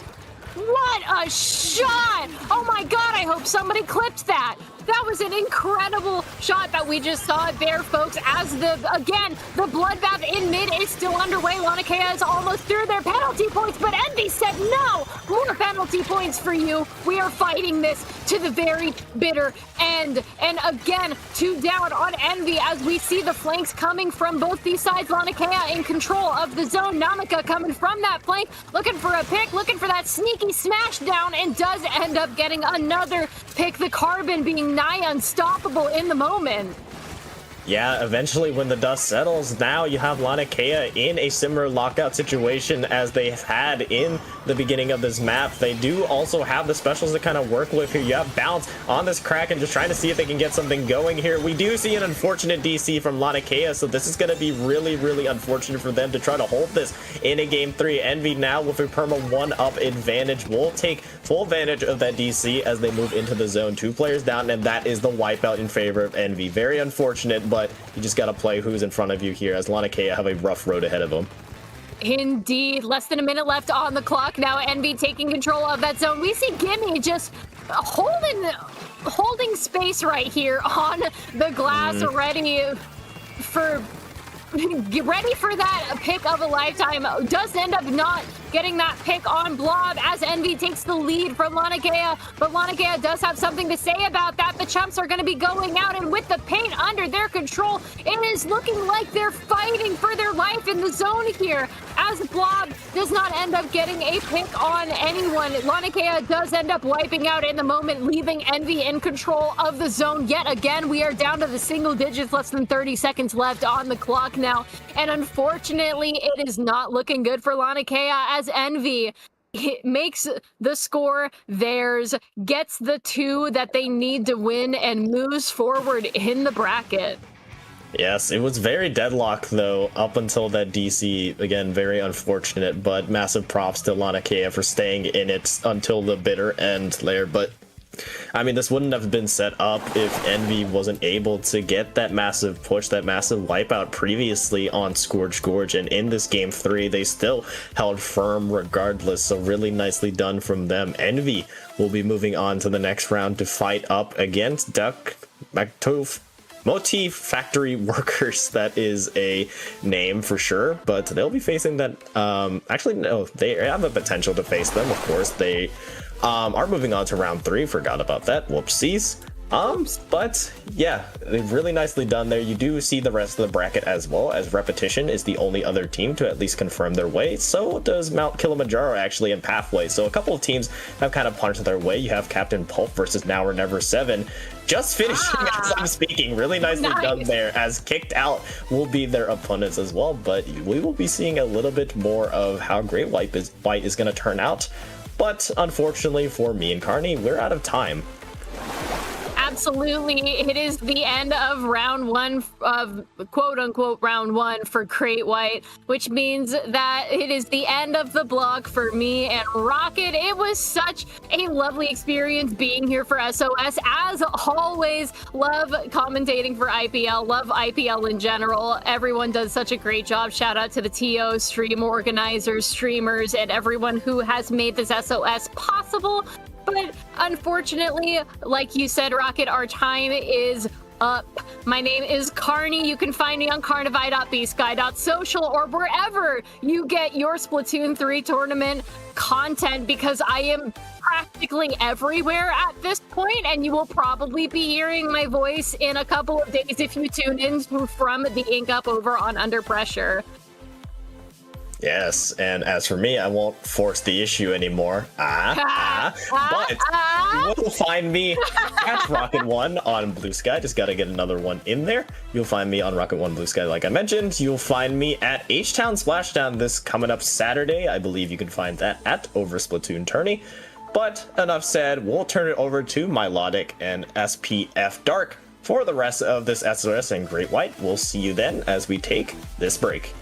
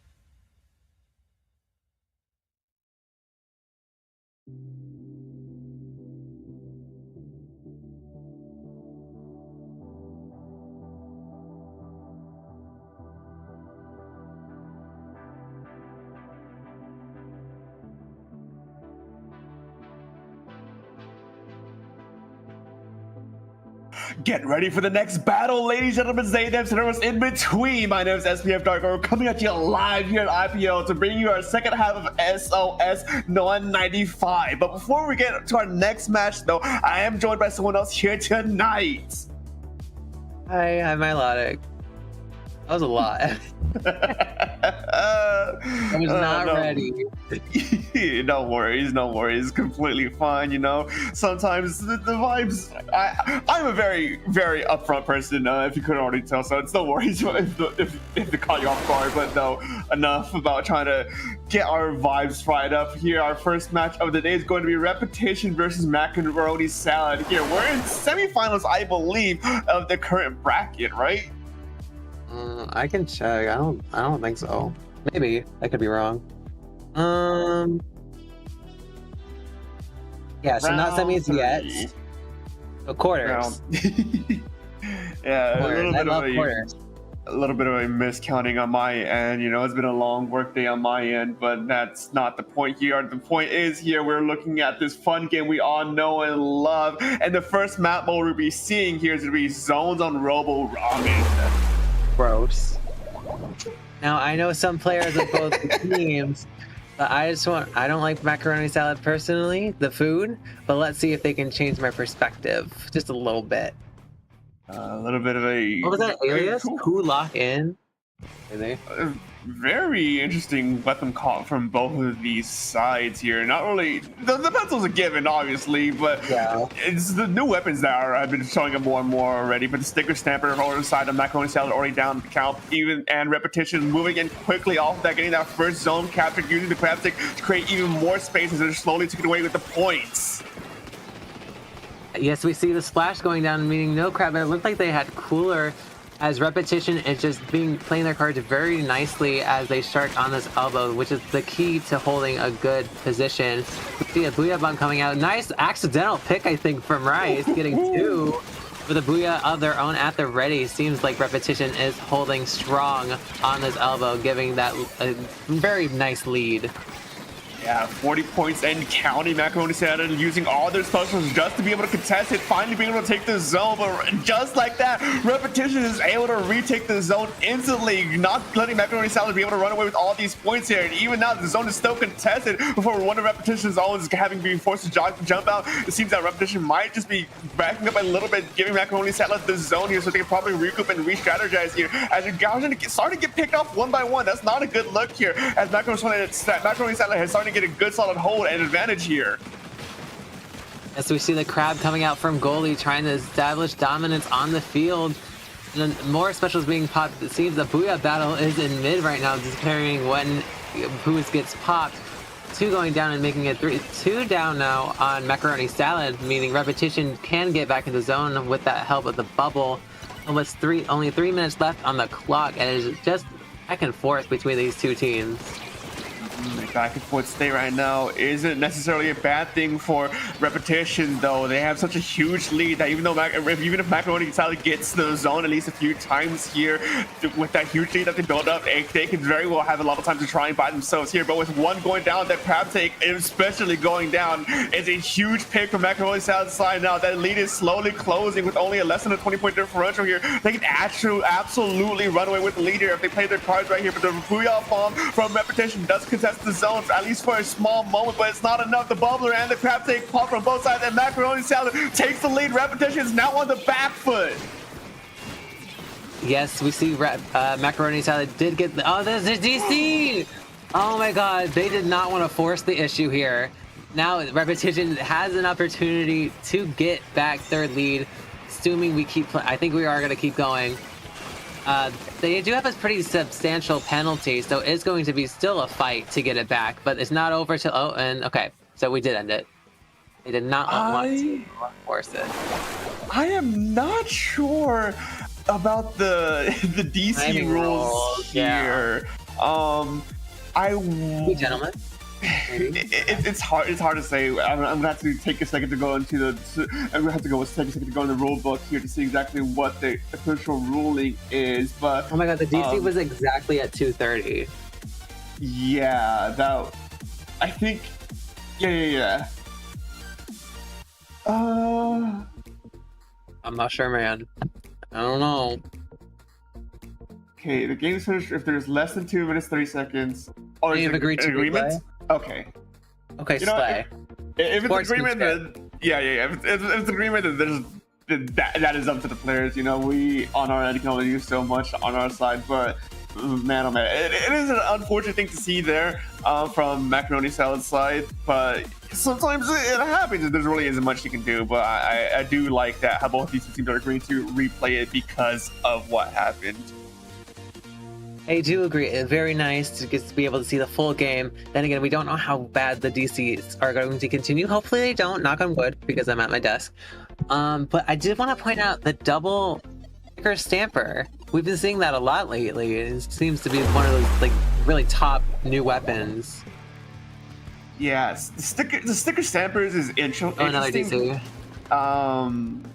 It's an interesting weapon, but it seems that there might be some more connectivity issues here, and I don't believe we're gonna. No, they're gonna try it one more time, but I think after this second one, I think someone has. They either Repitition is just forced to take his first win here over Macaroni Salad due to the constant disconnects, or we're just gonna have to figure something out here. I'm not a TO though, so I can't say for certain one way or another. I do think since it happened that DC happened before it said go, it didn't really count. That's what I'm thinking. But yeah, I guess their router must be a little little or a little tired. Maybe it's a little late at night, if I will say so myself. Yeah, it's just genuinely so hard to say what the connection, what the issue might be. You know, it could be Nintendo's infamous servers, you know, or it could be the player having some issues. It isn't what it is, but it happens to the best of us, right? But you mentioned the sticker stamper earlier, though. I did want to say that it's interesting because a lot of the weapon kits from Stamper has been all around decent, if not good, save for the vanilla kit, which is like a really good kit for Stampers. So seeing the stickers pop up more and more recently is very interesting, and I like seeing new weapons get played more.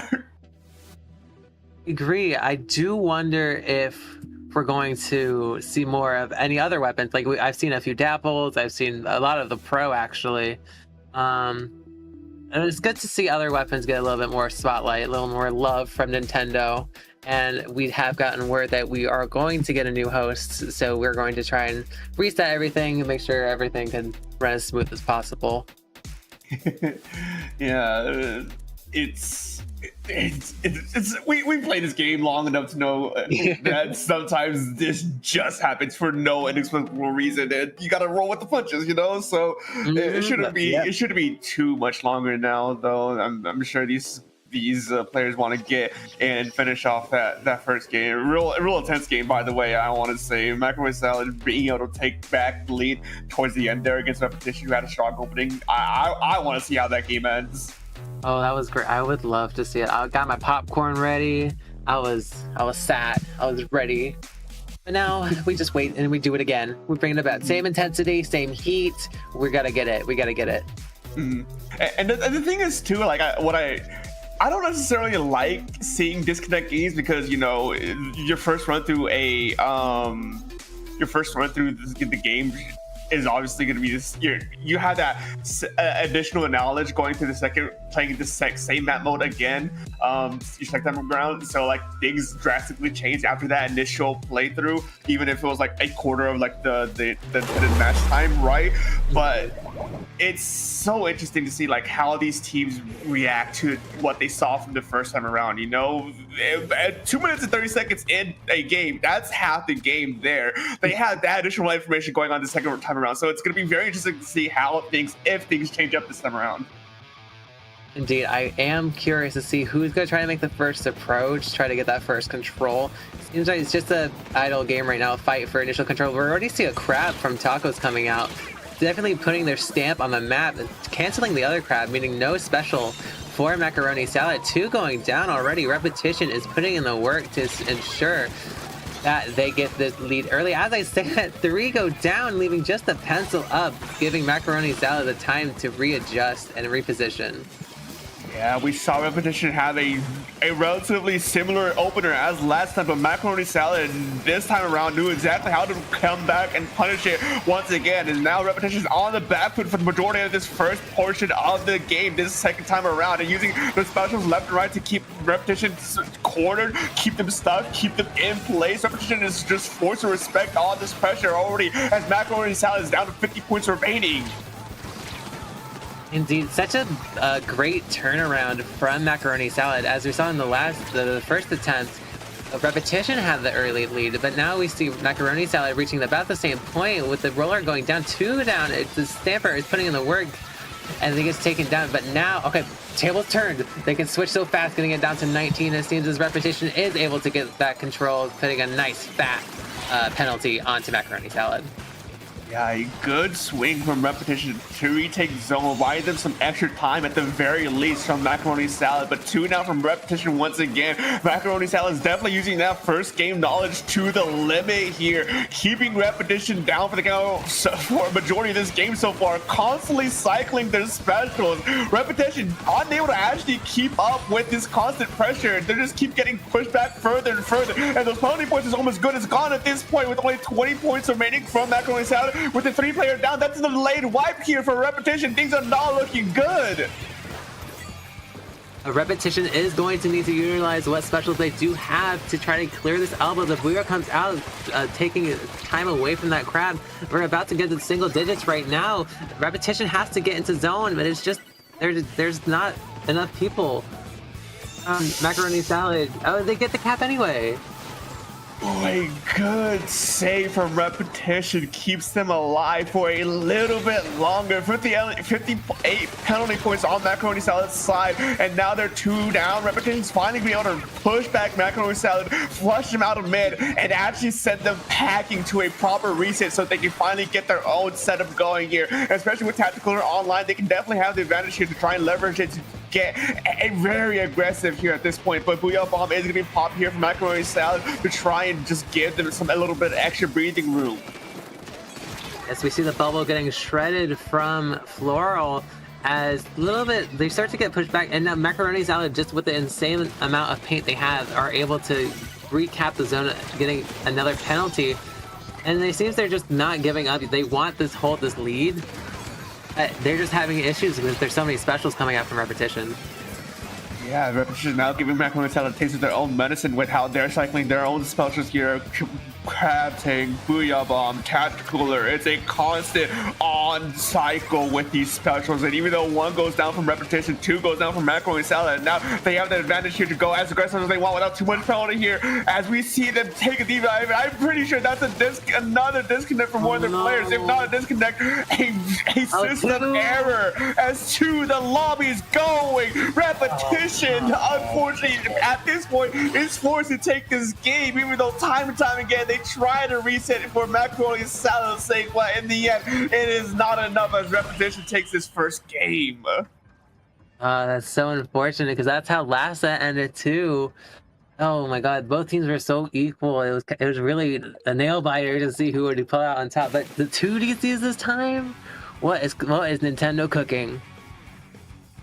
Yeah, I mean, sometimes it is a bit of an unfortunate part of it, you know. We tried rehosting, we tried remaking the room, and it just seems that there's just something going on Macaroni Salad side that they can't seem to figure out just now. And even though I will say though that there is one small silver lining to this, at least from Repitition side, saying that how that game ended right around when the disconnect was starting to happen. Repitition put Macaroni Salad in a bit of a checkpoint scenario there. So I think it's safe to say that for the majority part of that, at least towards the end there, it was most likely going to go to Repitition's side anyways, but it still would have been nice to see maybe, you know, Macaroni Salad pull out a miracle play here to try and come back in the overtime scenario. Indeed. Now, I did want to talk a little bit about Undertow Spillway and Tower Control. The 2, you don't really see them mixed as much. Well, now you are starting to see it more. But I feel like it's one of those modes, if you get locked out, it's really difficult to get back in. And I didn't see any strikes in the past few games. So will we see a comp adjustment from like either team? We don't know. But I did want to point out that was it Macaroni Salad? I think they had the Julies, the Stamper, and Splash, right? They could do a really funny thing here, and they could just run triple crab, and I think it would be really funny. I mean, I don't know how well triple crab works these days. I know it's very relevant in the early stages of this game's life cycle, but these days there's so many answers to crab tank that it would be funny to see the triple crab. I don't know how reasonable these players think of an option it would be. But I do agree on the fact that this map can be a bit lockout heavy, you know. The checkpoint system on this map specifically is very awkward, you know, because first checkpoint's so early on the route that either team's gonna get it regardless of what happens, you know. So that first checkpoint is just a calculation checkpoint. The second checkpoint and the third checkpoint, specifically the area between those two checkpoints, is where a lot of the spice happens on this map mode. And once you get the ball rolling past that second checkpoint to that third checkpoint, that's when that snowball starts really happening. That's when the lockout can really feel like it's such a pain. Especially since the fact there are so many ledges and little hidey holes that you could position yourself in. You really have to be aware of your surroundings and keep the areas painted so you don't get flanked and then like just explode all over the place. You can switch really fast. Yeah, I paint. Especially on a small map like this, you know, paint is going to be so vital because of how much the paint effectiveness of each weapon, I feel like on smaller maps is a lot more important factor to it because of how small it is, you know. It's depending on if you have high paint effectiveness, you know, you can take on like a majority of the map really fast, really easily. So weapons that might struggle with that, you know, might not have that much of a time here because of how small and tight it is, but it's going to be a really interesting thing to see here, and see if either of these teams want to switch their weapons out or not. I love that you said reaching about the whole stage. That just like enforces my idea. Triple crab. That's the new meta. Let's go back. Let's go back to the beginning. Let's bring that back. Please don't. But it would be really funny for one time.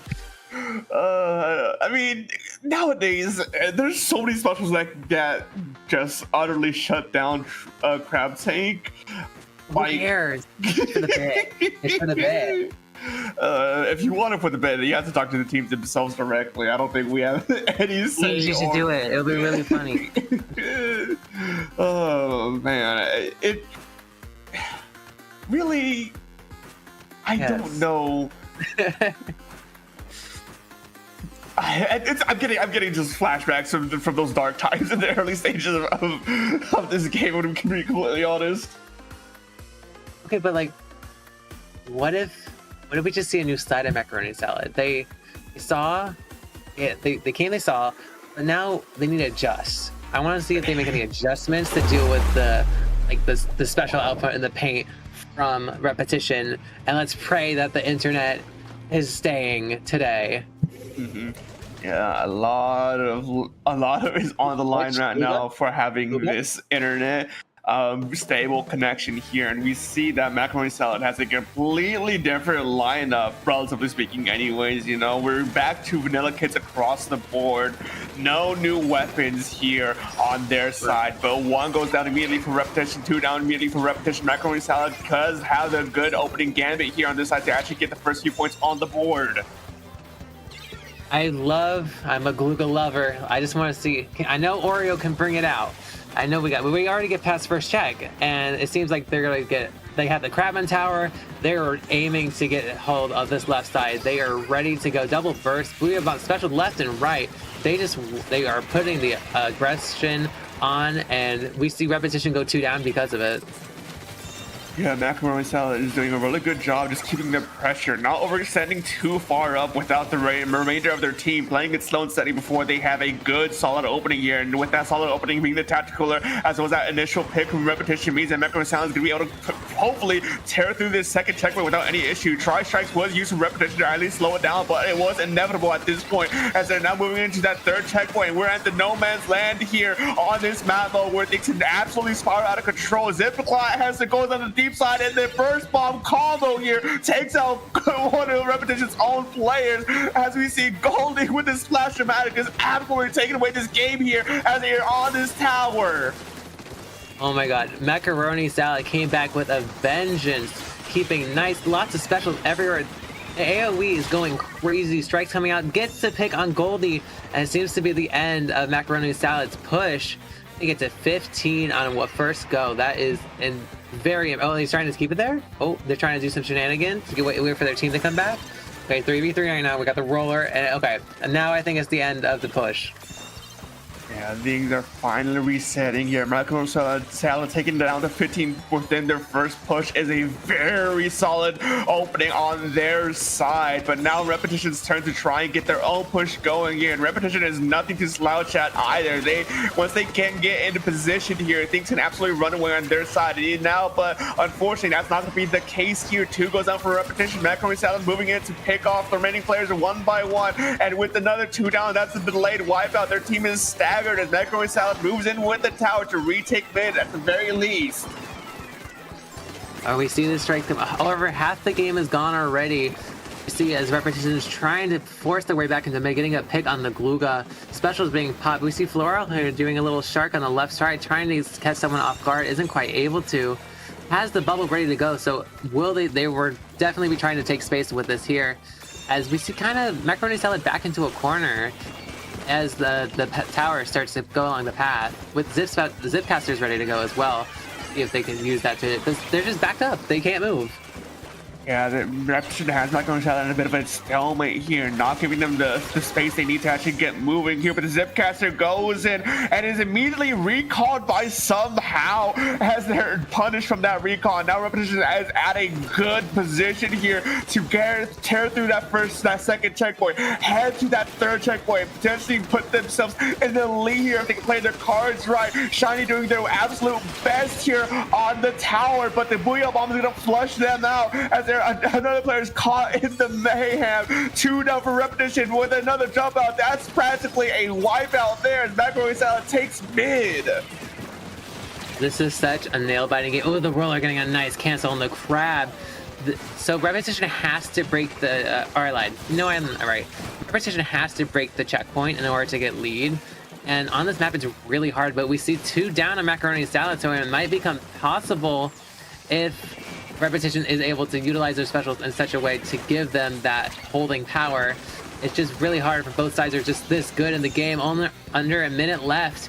Where they see approach the checkpoint again, the Booyah Bomb coming out, getting Goldie off of it is just Rice, and Rice goes down as Macaroni Salad defends one more time.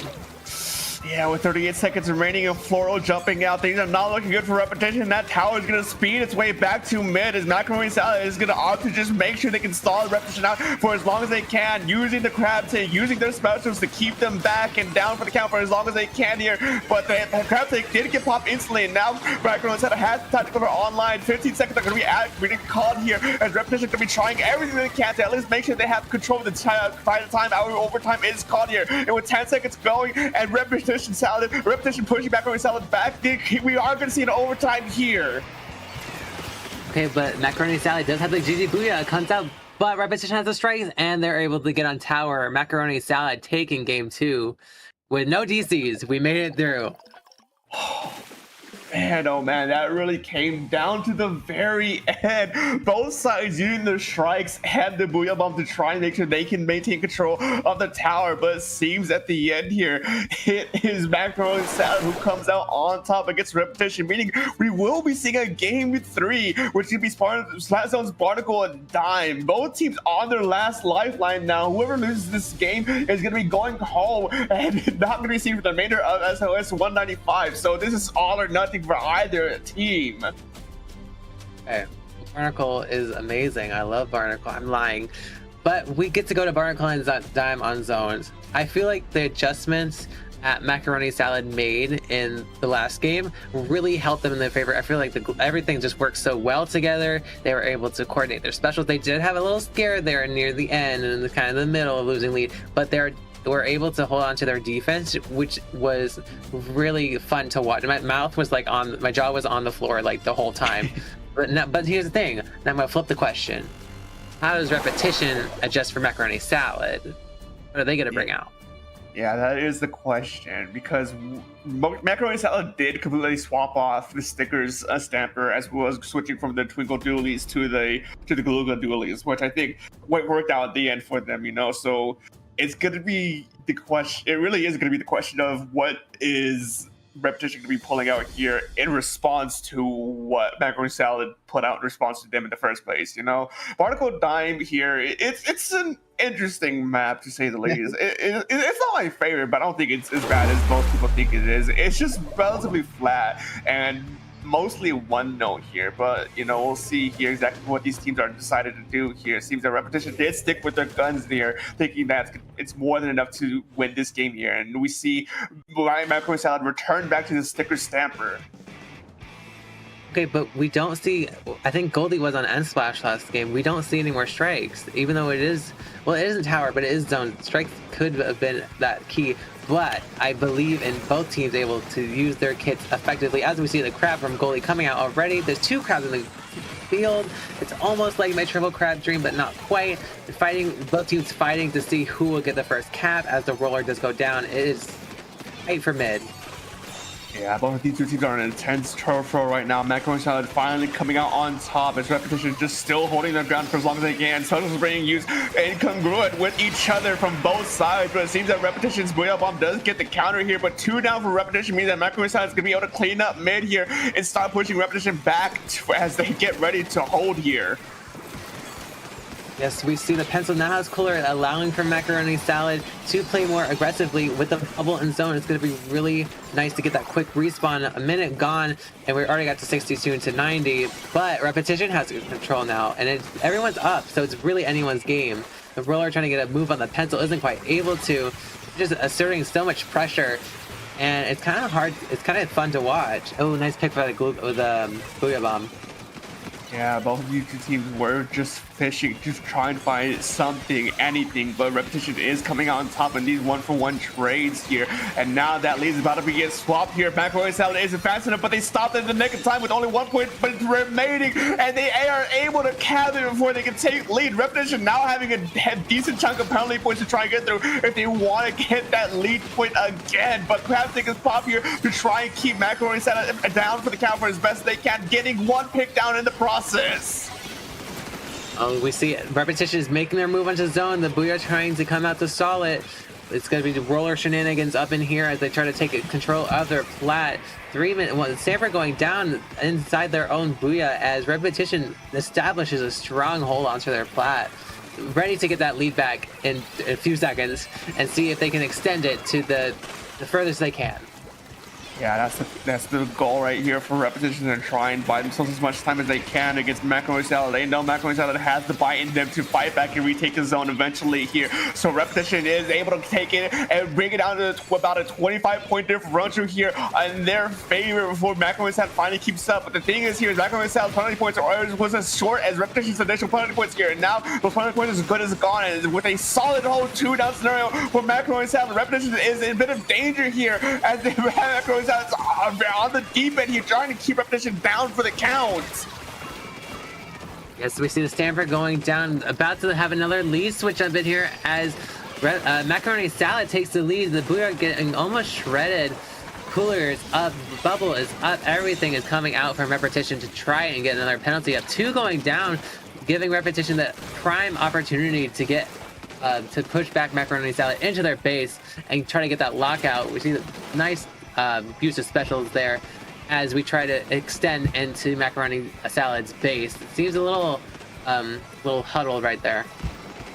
Yeah, a bit huddled, but it was for that tactical or grab, which they all got instantly to try and leverage it for the whatever advantage they can here. But Macaroni Salad saw straight through it, capped the zone instantly, and managed to get a pick in the process. Repitition is now forced to use their tools, so instead focus on capping the rezone once again. But in the process of that, they were dealt with additional penalty points here. So Macaroni Salad just keeps finding themselves a little bit of extra time, and that extra time is starting to build up here as Repitition is struggling to keep up here. Another player down for Repitition. Macaroni Salad is not letting this go so easily. Yes, we're approaching the 1 minute mark on the board. Penalty points about to be out for Repitition, but Macaroni said, nuh-uh, and I'm going to put some more points on your board. 2 going down on Repitition, though. Taco's getting a nice pick on the other opposing splash as they try to flee to safety. Almost a nice cooler jump as well, but they do have some more specials for re-entry. So Macaroni Salad has to stay strong here and use their specials in such a way to keep up the pressure as they're about to get out of their penalty points. Yeah, those 20 points are just gone. We get into the final 30 seconds of this game, and 2 now for Macaroni Salad. That's a huge pick for Repitition, as they were want to try and make sure they can get the zone before that overtime is called so they can play in overtime here. But 1-for-1 trade is not what you want to see. But Macaroni Salad is constantly down 2 players. Repitition, they're not going to want to let this go that easily with only 10 seconds remaining, and the penalty points is almost good as gone here. They're absolutely trying to absolutely close this down here and now. 1 down from each side. Repitition only has about 10 points to coast through. Booyah bombs at the ready. Macaroni Salad through it, throwing it at themselves, but it's not enough. Repitition holding strong and taking this game. Oh boy. Oh boy, the tensions are getting high. Oh, it's getting heated in here. Repitition was able to get that overtime win. Beautifully done. Even though the roller died, they were able to get their bubble, forcing Macaroni Salad to all bunch up on that snipe, giving Repitition the target they need to lock in that final game. Great job for both teams. Oh man, that was incredible. Barring the first game's initial connection issues here, this set was an absolute blast to watch from both sides. Both these teams showed exactly the fight and then they need to at least make it this far. It came down to the wire at the end here on Barnacle and Dime at the very end, but Repitition held strong and did not let the pressure get to them as they were able to barely win it out there with at the end and just, man, I'm speechless and kind of out of breath at that display. But yes, Repitition will be moving forward. We will have to see them again and keep saying Repitition, Repitition, Repitition, Repitition as they move forward in the bracket. As we look at it here, we see Kicked Out and Pathway already on the way to in the midst of their semi-final set. And we see a bunch of other sets as well finishing up. It looks like next up, well, it's just a close game. There's like no domination happening here. These teams are just so good. It's going to be really hard for the winner to come out on top. We'll see. Yeah, we have a bit of time left before we see the results of Duck Motification versus Envy. And from the winner of that game, we'll see exactly who will be going up against Repitition here in our next round. But before we get to that, we will be heading to a quick break here so we can recompose ourselves and get ready for our next match. So don't go anywhere just yet. Get your snacks, get everything you need here because we have one heck of a night to finish out here. So we'll be right back after this break. It's Crab Day.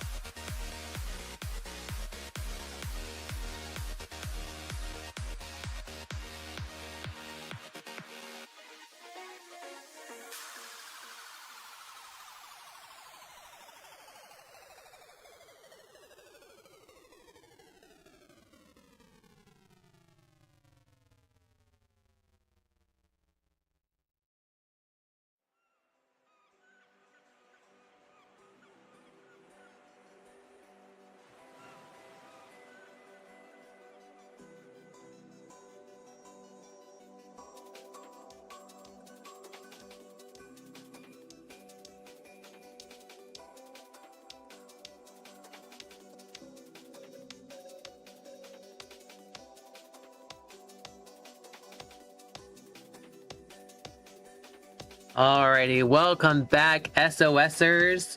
We are here to bring you the semifinals match of SOS Great White Bracket. Today we are here with Duck Motifactory workers and Repitition once again, matching the name.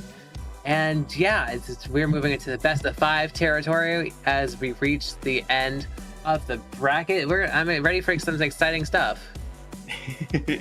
Yeah, I mean, with that last set here from Repitition, really barely squeezing in their victory against Macaroni Salad, it's definitely going to be one interesting fight here in our semifinals. This is semifinals, by the way. I would expect this matchup in the finals, but no, we're here in semifinals here. One of these teams has to go home here, and the first thing we're going to be seeing here from both of these sides is going to be Splatzone's Ship-Shape Cargo Company.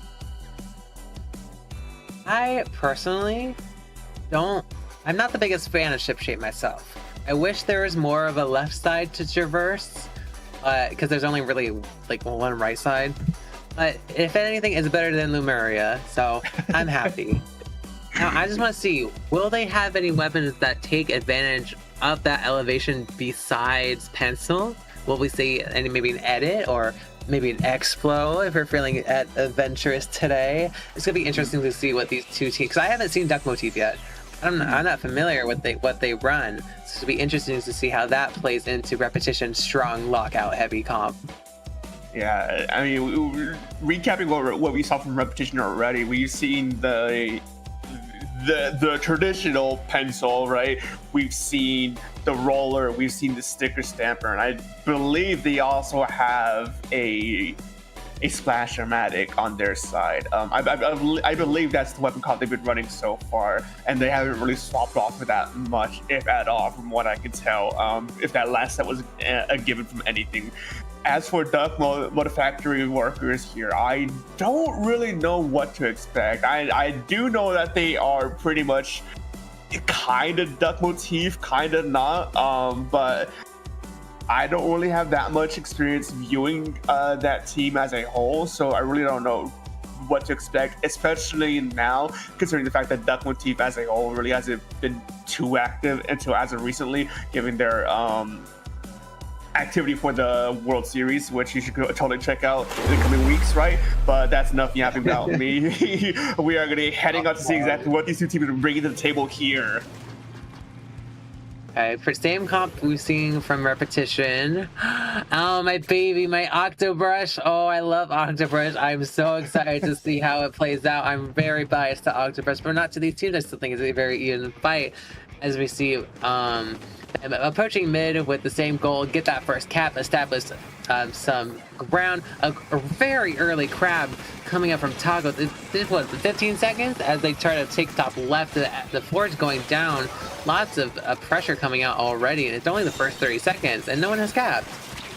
Yeah, finally getting a cap here. Duck Motif is able to take, Repitition is able to get the first 2 points off of Duck Motif here. But it's constant back and forth trades between these two teams. Constant throws is being used. Vexen going out with the tender muscles at a Repitition as they're able to move in and take that zone almost instantly off of that initial play. Now Repitition is on a bit of a back foot here as they're forced to respect Duck Motif and their prowess here. Yes, we see a minute gone. Duck Motif is able to hold on to the top left side, but they left the zone completely unoccupied, giving Repitition the chance to move up and establish space. 2 going down on Duck Motif as Repitition takes the lead. Seems to be holding up incredibly well here. Oh, as the Stamper goes down on the jump and missiles coming out, it is now Duck Motif's time to push in, getting another one. 2 down, strikes coming out, and they're giving everything to the zone. Is that a delayed wipe I see?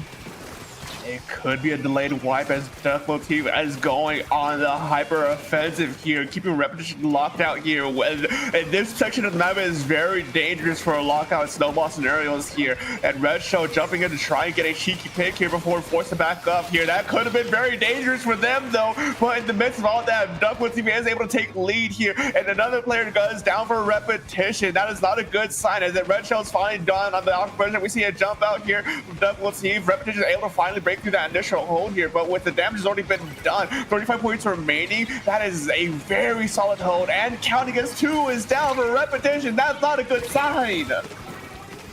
Octopus putting immense pressure onto that ledge before getting picked up by Bomb. 2 going down on Repetition. They have to make a desperate play here if they want to even touch the zone. But the other 2 go down, leaving it completely blue, giving the first game to Duck Motifactory workers. Wow, that was a lot of aggression from them.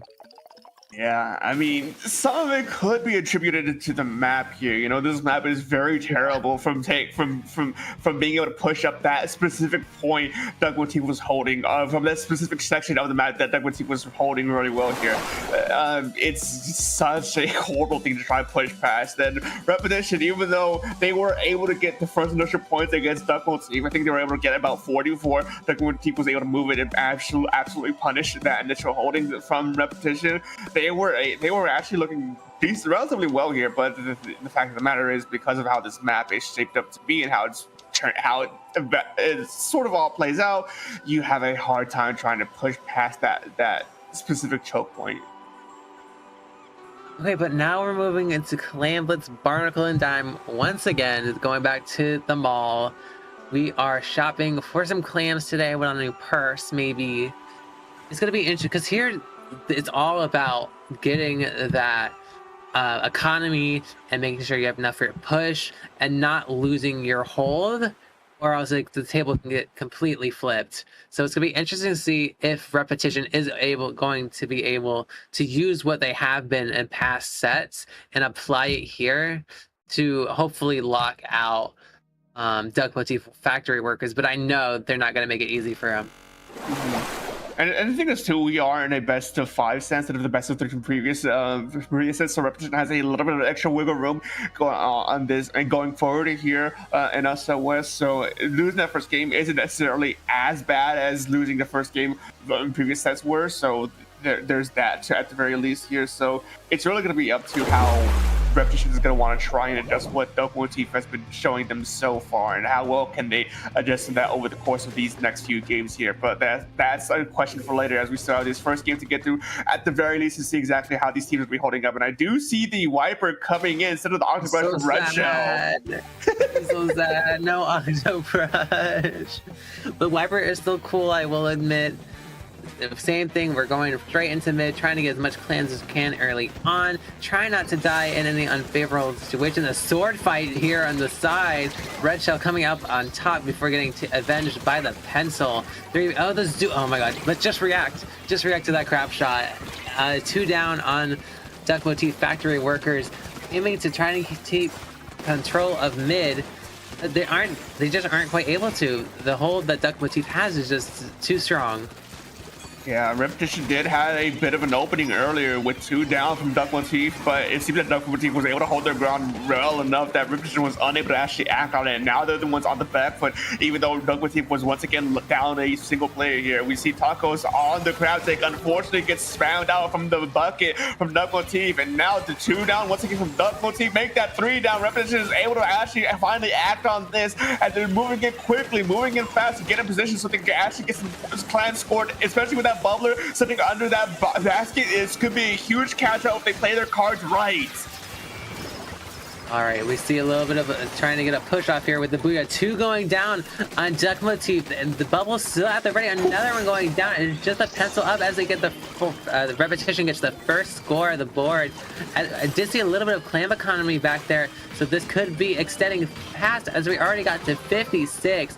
The crab coming out, more clams getting jumped in, trying to keep the basket open. It seems that Duck Motif is at a stacker now and has to recover. More clams are getting put in as the roller is making a safe jump out to safety, as the clock is now at 38 and counting. Yeah, a very good opening from Repetition. 38 points off of your initial push here is nothing to laugh at. Duck Motif has a bit of work ahead of them if they want to try and contest that, especially with how relatively even a lot of these fights have turned out to be so far in the second game here. So Repetition, a very solid opening out there, but it's up to Duck Motif here to try and force something on their side so they can actually get a proper push going here. And with 2 down from Repetition, this could be the opportunity here for them to actually punish. Yes, we see Red Shell here putting a lot of pressure onto the other member. They have an Ultra Stand. They get the ball and Cooler is up, meaning they play even more fast. not too many clamps for Duck Motif at the moment. One goes down on Repetition again, and we're seeing a lot more aggression. Beautiful stamp throw that totally would not have killed before that buff. Another ball at the ready. It seems Duck Motif did not come to play, getting it to 42-30, and another ball jumping in, but they get stopped by the roller. It is just the wiper left alive. Will they make a mad dash? They get stopped by the splash.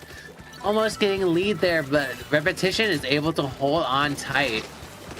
Yeah, a very good hold and a very good job stopping from Duck Motif being able to run away with this game here. And with 2 down, once again from Duck Motif, Repetition make that 3. Repetition is absolutely going to try and punish this as quickly as they can, especially with the power climb already at the ready. We see Bubbler almost charged up here on that roller here, but without that, Bubbler is not needed, and Shiny is able to pick up the power climb, run into the basket, opening it wide up as we see Crab Tank going in to try and create the space they need to extend their lead even further, taking it down to 22, make that 19 with the jump in. That's going to be a knockout for the second game in favor for Repetition. Repetition really brought it. I low-key forgot about the pity clam. That's why you can't just be scoring willy-nilly out here, or else you could, as I said, just switch on its head. Repetition did not like losing that first game. They did not come to play. Also, 2 Judd ears. Very nice, very nice. Yeah, I mean, Repetition did an extraordinary job here with their adjustments against Duck Motif to properly play against them. And especially, it was kind of getting scary from that second push on Duck Motif's favor. You know, they got all the way down to 42 points, I believe, against Repetition's own 38 points on their initial on their first push there. So it got kind of dicey, but they were able to hold strong against Duck Motif and actually convert that initial last-minute just last-ditch effort push from Duck Motif into a punish, so they can absolutely run away with the game at the very end there. One thing I saw Duck Motif do very I lied. What is the Booyah Bomb? They both have a Booyah Bomb. Anyways, one of the sticker stampers, they were, I think it was Duck Motif, they were able to hold on to their Booyah and not use it right away. Instead of just burning it, allowing for even more pressure to be exerted. I don't know who it was. One of the stampers did that.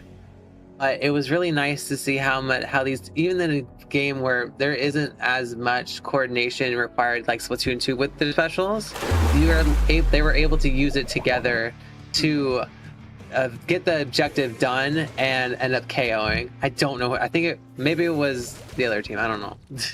Octobrush! Octobrush, we win! We win! Yeah, moving on to game number 3, Museum del Foncino Rainmaker. The name of the game of this map mode is going to be the spinner control here. And with the Octobrush, make that the new Octobrush, I want to say here. It's going to be a bit of a weird battle, because I don't think I've seen this specific Octobrush get used that much since the new update. So I'm very interested to see exactly what it does here. Already going on the Crab Take to try and at least cause some chaos here, but both these two teams are just at a standstill. Make that Repetition going 2 down. Duck Motif at the advantage with 3 down. Okay, and it was Rice I was talking about last time with holding the Booyah.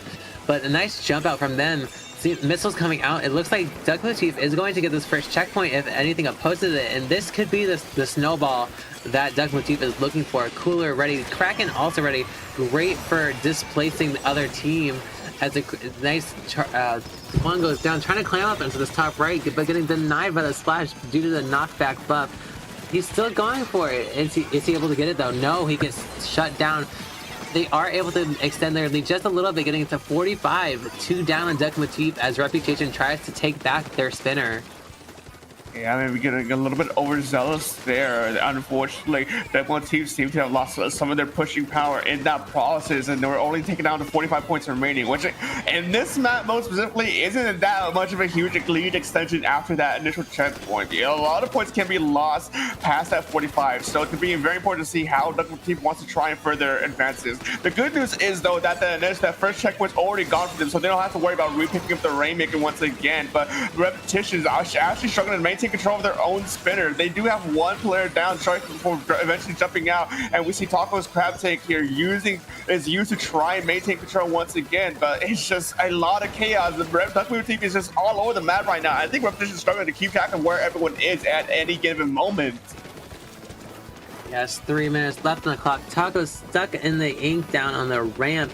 As we see, they're trying to get that middle spinner back, trying to establish paint as the Rainmaker is reset. Floral going on the offensive here with Bubble. The strikes coming out to stop any push that they might have had, as Duck Motif is able to repop and has I think a little bit more paint on the ground as more and more specials being popped. As the Kraken trying to counter that Bubble, getting stuck in the spinner. I hate it when that happens.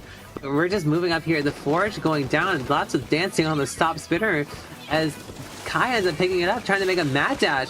Is going, get some more points, getting it to 38 before getting stopped by Rice. Yeah, that's a very good lead extension here, but with a delayed wipeout for Duck Motif, Repetition is able to take this Rainmaker, get that first checkpoint without any issues, and a failed flank from Red Shell means that they don't have to worry about another player coming in from their side. They're able to pop that Rainmaker instantly once again and get ready for a second incoming push here. The Bubbler is used to try and create a path for that Rainmaker to try and contest the lead here, but they unfortunately do lose the Rainmaker in the process with only a 4-point differential here. Things are very tight right now. I'm thinking that Kai made the right decision trying to make that run to get the extra point, as 2 going down on Repetition, make it 3, trying to extend their lead even more, dancing through their own ink, trying to getting it down to 26 before getting taken down. Red Shell getting on the top right before getting shut down. Strike is just a bucket, and they can't pick it up again, giving the wipeout to Repetition. Yeah, now moving in quickly to the spinner on the other side of the map here. They're wanting to try to stop Duck Motif from getting set up there from this incoming push here. The Rainmaker thankfully resets here, and Repetition is looking to try and stifle any attempt from Duck Motif to try and get this Rainmaker back under the control. But the Pro does go down. The Sultana does go down. 1 for 1 on each side. Both these two teams are just playing it tooth and nail right now, and wanting to try and make sure they can ensure victory here in the final minute of this game. Yes, we see Shiny getting bombarded by bombs here. Trying to be watching out for the flank. The Red Shell comes in from the side, getting 1. They have the Kraken, getting 2. It is just the Roller left alive. They aren't going to quite be able to do anything. And it's just like Repetitions in a stagger. It is just the pencil. But the question is, will Duck Motif try to get even more points, or will they choose to stall it? I feel like I might know the answer, because this infamous stall spot, as we see here, 15 seconds left on the board. Repetition is going to have to kill and repop and or reset. Okay, they got the kill, but they have to grab it in order for overtime to ensue.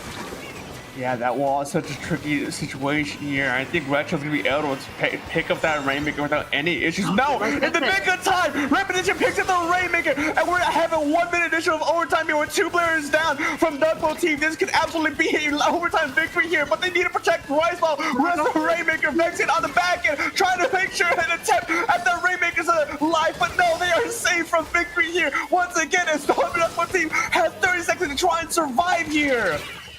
Flank the shark. Oh my god, the Octobrush coming in clutch with that shark. It's diminishing any hope that Repetition had of an overtime victory. Oh, how did they even get that grab? I didn't even see where did they come from?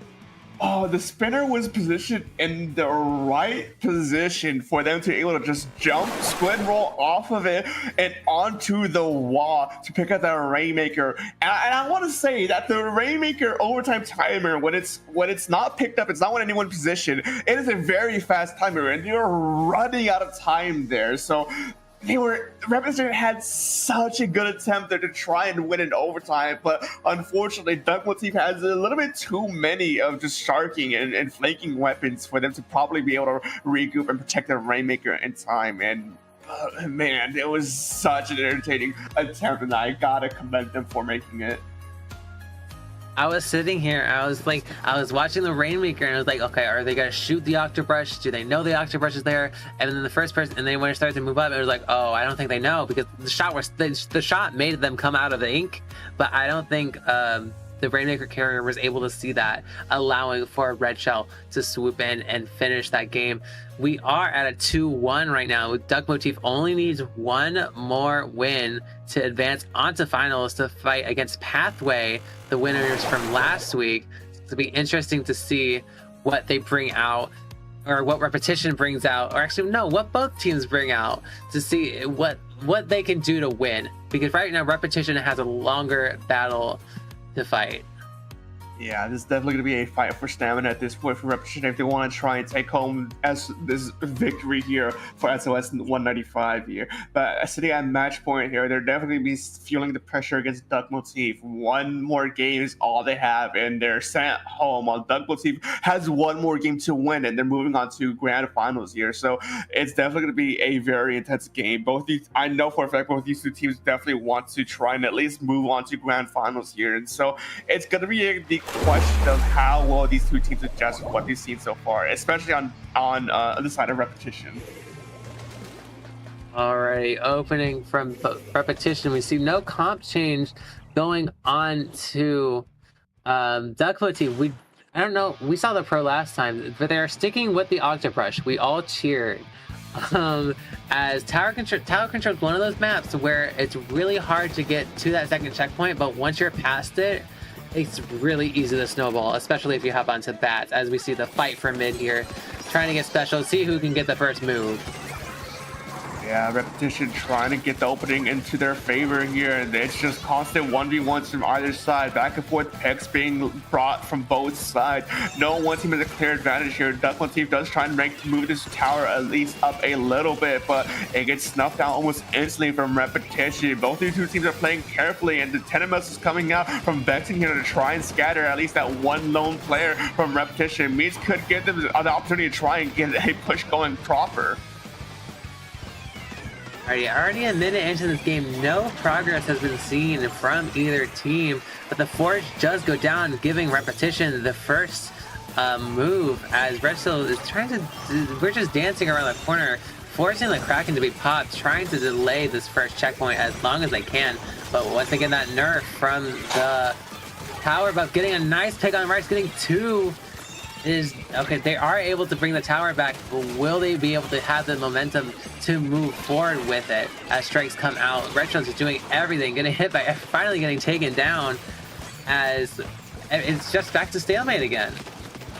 Yeah, Duck Motif's Red Shell had a good job of just stuffing down that push from Repetition here, but it was kind of for naught, as they weren't able to convert it too much into anything here. And now Repetition, even now they're down one player, Red Shell on their aggression once again, but unfortunately gets caught out yet again here. Both these two teams are just at constant back and forths here, and it's not looking good for either side. As if this game goes to an overtime scenario here, and when pressure is really at the highest, it's going to be in a very intense game, because we're already 2 minutes into this game, and that first checkpoint is still up. Repetition is going to try to attempt it again, though.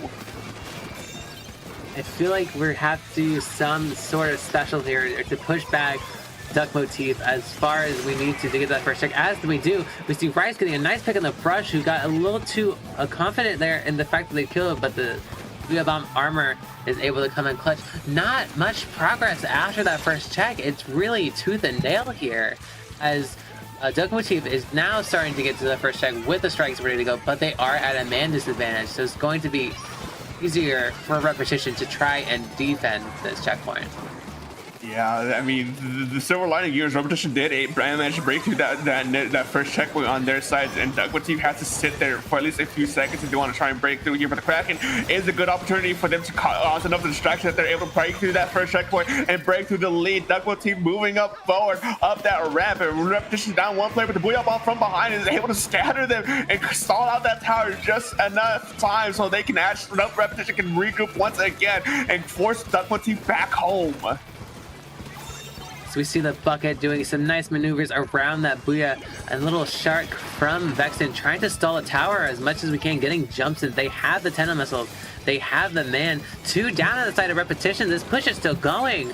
We are still moving forward as they break the second checkpoint. This is what Repetition has to be scared of, because if they let it get too far, if they aren't able to get back the bats, then this game and set could be over just as fast as it started. Yeah, this is where the snowball turns into an avalanche. Strikes coming out for the tower, but I don't think it's going to be enough, as Repetition is down too many players at the same time. Duck Motif using every tool they can to push through that tech point, push through that final stressing points, and with that being said and done, Duck Motif takes this game 3-1 over Repetition, who is going home. Oh, they still got their third place match. They still got that. Still one chance for podium left, but we will be seeing Duck Motif Factory Workers face off in grand finals against Pathway. Very, very nice from both teams. Duck Motif was just able to take advantage of their positioning, keeping them out of bats, making sure they didn't even have a chance to breathe as they just locked out of Repitition. Yeah, I mean, I gotta say, I think some of the highlights here comes from Red Shell being able to flank and get constant multi kills against a Repitition, and just being able to cause enough of a distraction, enough mayhem that the rest of the Motifactory workers are able to just clean up a lot of those fights here. And it's not to discredit the Repitition though. Repitition did an extraordinarily well job doing what they did and making it so far. I mean, they were a lot of that game was a back and forth, just neck and neck scenario for most of these sets here. So to be able to do that, but unfortunately losing at the end there, it is unfortunate, but it's still feel proud for what you did so far. And hey, there's not next week, but the week after for you to redeem yourselves. But it's going to be very interesting to see the next two teams come up. It's going to see, will we see one prevail above the next? Duck Motif Factory Workers and Pathway, last week's winners of SOS, they're defending their title, making it all the way back here. Another 5 possible gains. It'll be interesting to see if any strategies change, or will we just be seeing the same things that we have been seeing from these teams.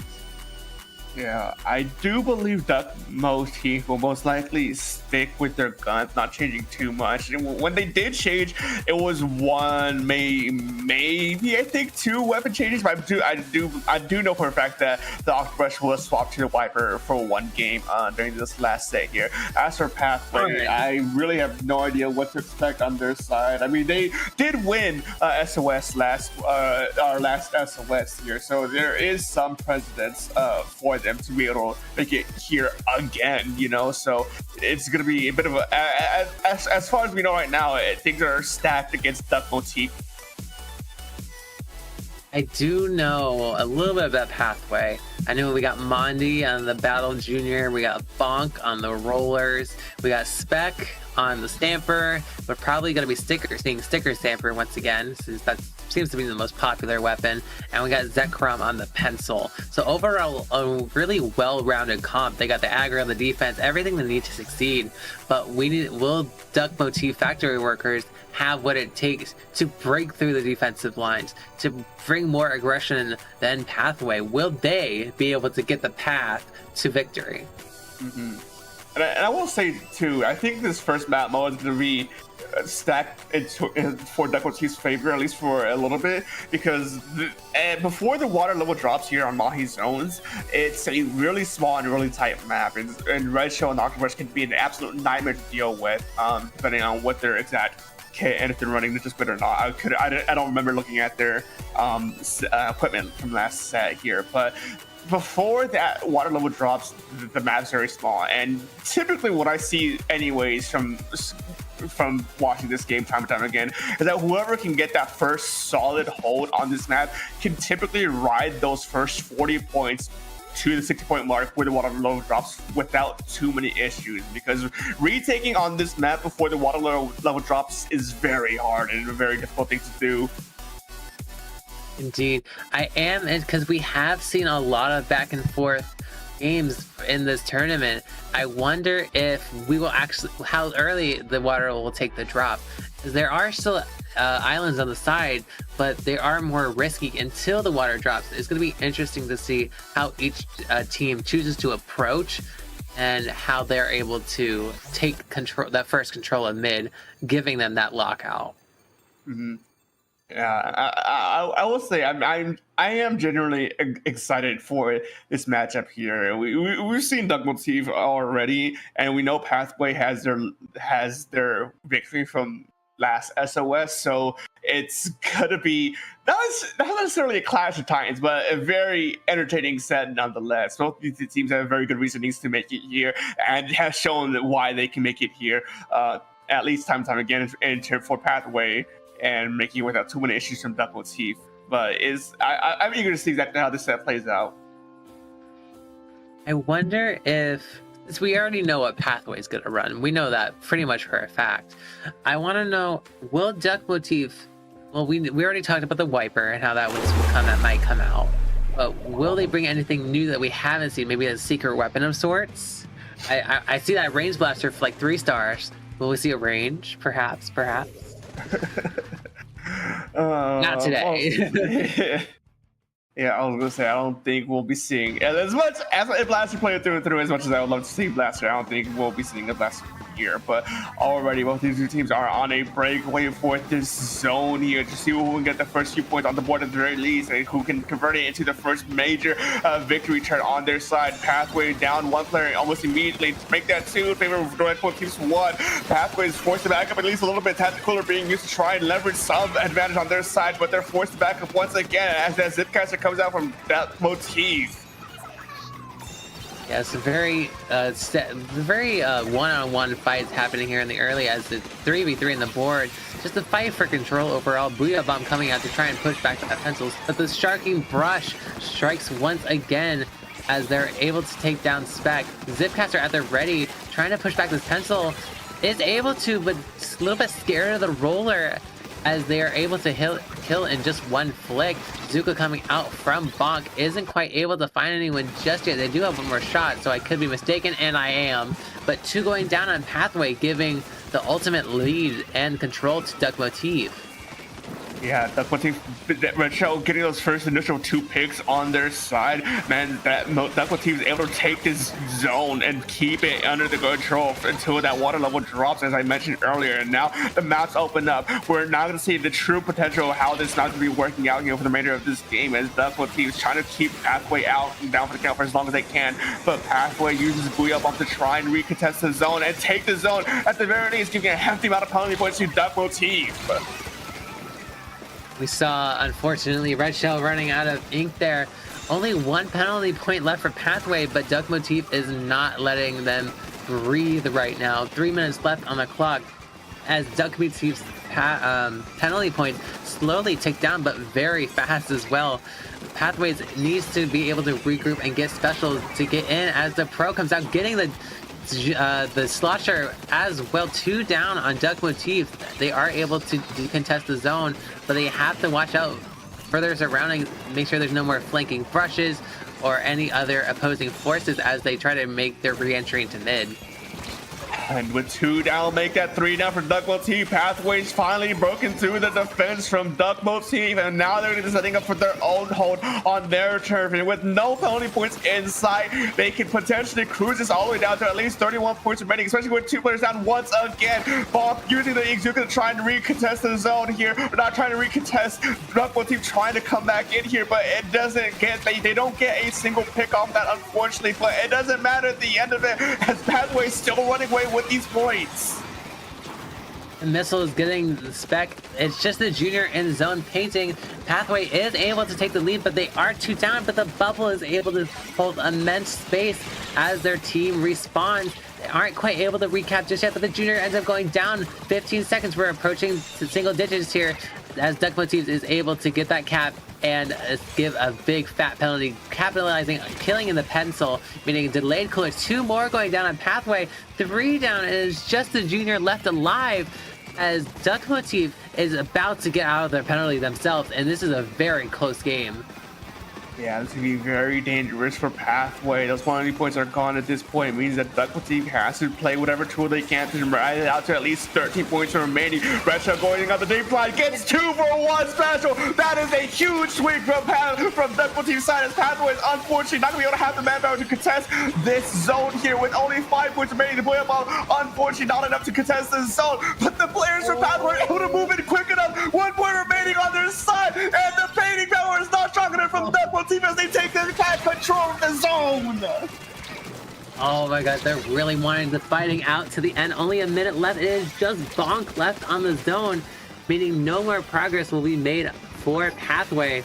Pathway is going to need to get back in zone and get that overtime victory if they want a chance of making their mark on this set, but both teams are up. Bucket goes down. It's just fight brawling mid bloodbath everywhere.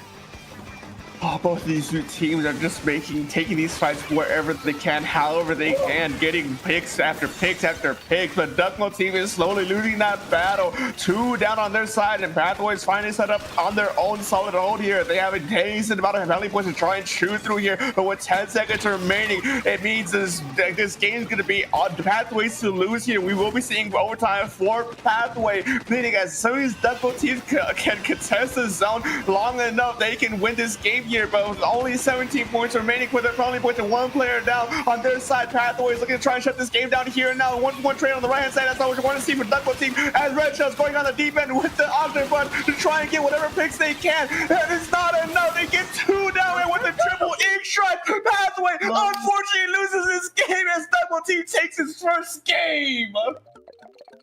Oh my god, very valiant effort from Pathway, proving to be the returning champions that we know them for. But Duck Motif was able to put up such an even stronger fight using their main weapons and their specials accordingly to get that last cap, because they were at one point, it was all or nothing. If they didn't get in, it would be game over. But oh my god, I am just so blown away by both of these teams and how ready they are to take matters into their own hands and get that victory. Yeah, I mean, Duck Motif won this first game, but it wasn't without a struggle. And in overtime scenario, they were barely able to buy themselves enough time, buy themselves enough space to charge up that triple ink strikes. Retro really putting in the work there at the end there to get them the opportunity and the opening for that triple ink strikes to come in and contest the zone and flip it in their favor. Duck Motif has a lot of work ahead of them still. This is only just the first game of 5 at the most, 2 at the minimum here, but Hathaway, they have shown why they won SOS last week, and they're not going down without a fight. Oh my god, I really hate to be the one that gushes about Octobrush, but Red Shell, those zip casters, oh my god, getting that double on top right and then zipping to the bubble, probably, I don't think Duck Motif could have played that end game any better than they did.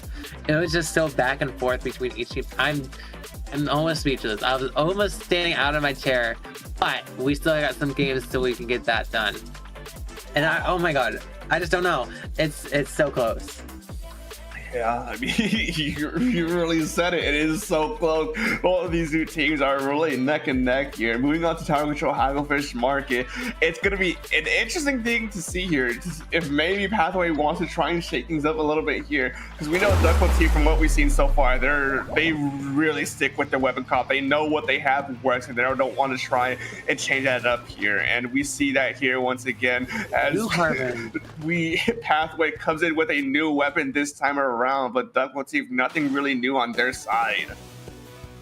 Okay, I low-key love the new Carbon Skit. It just allows it to move a little bit more freely.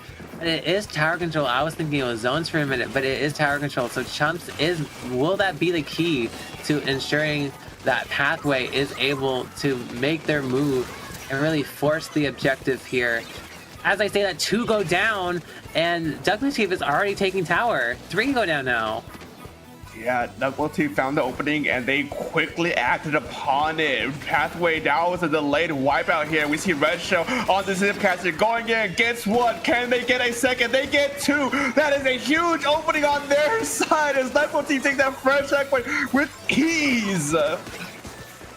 Oh my god, the aggression on you have to have top right here if you want a chance at getting the checkpoint. But here comes Bonk getting 2, 3 down total on Duck Motif, leaving just the pencil left at line. What a great opening push from Duck Motif, and we're only in the first minute. Like, what?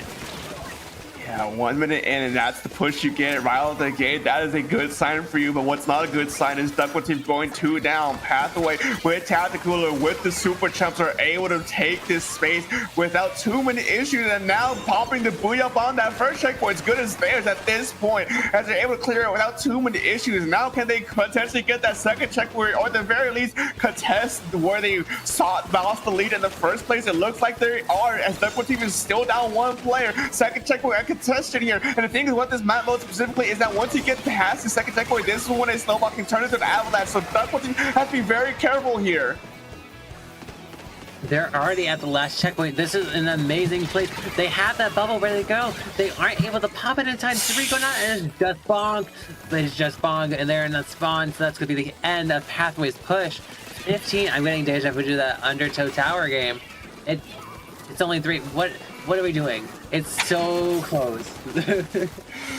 Yeah, I mean, Pathway, though, you set yourself up pretty well. 15 points off of your very first push here. That is a very good sign. And now Duckwood team's down 3 once again. It means Pathway is able to take this tower and push it back forward, as far forward as they can, to buy themselves a little extra time if things go sour here within this next half of this game here. But Monty is still sitting on the tower with Bubbler at the hand. If things go, if they start diving that tower, it looks like they're popping very early, as both these two teams are just playing a bit of neutral, a little bit of a footsies game here to try and just see exactly who's gonna make that first mistake. But we see that bucket goes down. Pathways at that third checkpoint once again. Things are not looking good. 3 down. Red Shell saves the tower. Can they get a second? No, they get shut down, but the damage has already been done. They're still at that third checkpoint. Oh my god, it's gonna be a 2 go down on Duck Motif. They have to make a last ditch. This bonk getting down is just a pencil, and I'm pretty sure that wraps that up. Pathway able to get in there and say, oh, okay, we'll let you have the first one, but no, we're not gonna let you. This is our tournament. We're gonna win, and they proved it right there. Oh. Wow, Pathway this game around was not messing around. Sure, Duckwood team got a very solid opening on their side, but Pathway coming around and shoving this tower all the way down to the third checkpoint on their very first push was a very good sign for how the remainder of that game was going to go. Because once Duckwood team was down 2 or 3 once again, Pathway ran away with the tower once again and took it to a knockout scenario. That was a very solid play on their side. Shows that they're not out of the count just yet. Okay, I just want to talk about Humpback Rainmaker because, well, it's not the best by any means. It is pretty good for a weapon I like to call Octobrush. But here's the thing, it's also good for Carbon. So that's why I'm saying, who should be afraid of who? There's so much elevation and different ledges you can hide underneath. And I feel like I don't think we've seen this map yet in our block. I'm not entirely sure. But it's going to be interesting to see, will we see the Kraken Octobrush come out, or will we see the Carbon Deco? Because they won with the new Carbon, so will they stay with the new Carbon? Or no. Will Bonk bring out Kraken Roller? Because before our block, I remember them playing, I remember seeing that. It's like, okay, but what comp change are we going to see? Because now it's basically best of 3. It's anyone's game. We're back to square one. It's a reset. It's fresh slate. Let's get it going. Yeah, both these teams have won their 1 mulligan for this set here, and now it's gonna be up in the air how these teams want to play it out. Sure, there's been a few adjustments over the course of this set as well as the course of this tournament from both sides here, but Humpback Rainmaker is a very special map mode. For me, what I always like to say about this map mode specifically is that if you play any sharking or ratting weapons like blasters, buckets, rollers, and brushes, you're really gonna be at home here. And so it's really gonna be up to the players on these teams who play those weapon types. They really have a lot of choices coming out here, and Duckwood team just a completely new weapon comp on their side. If we see a V-Shot come out, we see a decap and a brush and an edit. No pencil to be seen up here. Even there's both pencil or both edit. And we just see Pathway stick to that Carbon Roller. 2 go down. Will that have been the mistake? They 3 go down, and it's just the Carbon left, giving Duck Motif the free path to the checkpoint. It's like, that's already 60. Yeah, instantly right out the gate, Duckbill team does not want to mess around with this set here. They're wanting to try to end it as quickly as fast as they can, but 3 down for Duckbill team means that Pathway is able to hold strong for this incoming push here. That's the delayed wipe on their side as we see an unfortunate jump in, and now Pathway's going to be moving in fast to that first checkpoint on their own side. Duckbill team has to move fast if they want to try and match it here, and Red Show on the Octobrush comes out of nowhere and stops the Rainmaker. That is a delayed wipe on the side of Pathway. It's only the first minute and we're so back and forth, but we see Red Shell on the flank as everyone else is going right. I'm not sure if the other team knows chumps are going to pop. 2 go down, 3 go down. It is just the edit left for Pathway as Duck Motif get that bubble up, going to the checkpoint. Will it KO? Not quite.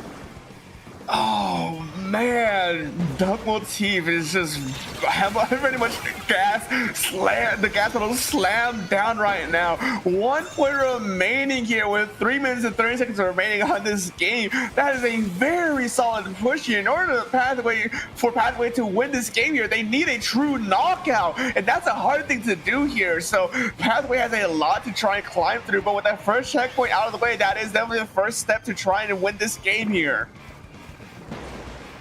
Indeed, as a 3v3 on the board, the right side is completely painted orange. The bubble coming up. Decap trying to get a little sneaky and getting in there, but a bomb killing 2. And it's just a 3v3 on the board. Getting to a 1. They were like, no, because Pathway was like, oh, we're gonna take the game, but then Duck Motif was like, no, okay, we'll take the lead though. We got to 1. Now you can't take this lead without KOing, so let's try that. As 2 go down on Pathway as the Rainmaker resets, the game is back in mid once again. Yeah, Vexen trying to play it out slow and steady here in mid, see if they can get a surprise pick on 1. They do get Zekrom before going down for a 1-for-1 trade, but 2 down from Duck Motif and Pathway with the tactical. That is not a trade you want to see on their side, but the Rainmaker gets shut down in the midst of all that madness. Pathway forced to react and try and protect this Rainmaker as best they can. Red Shell going in with the Kraken, picks up the Rainmaker, retreating, but unfortunately gets picked before they can turn that corner. I'm pretty sure that was an accidental grab by Red Show. They looked a little confused once they picked it up, but the bubble coming out, getting that pop, already putting more pressure on this choke point. Oh, but the auto bomb coming onto the bubble, taking out Mondi.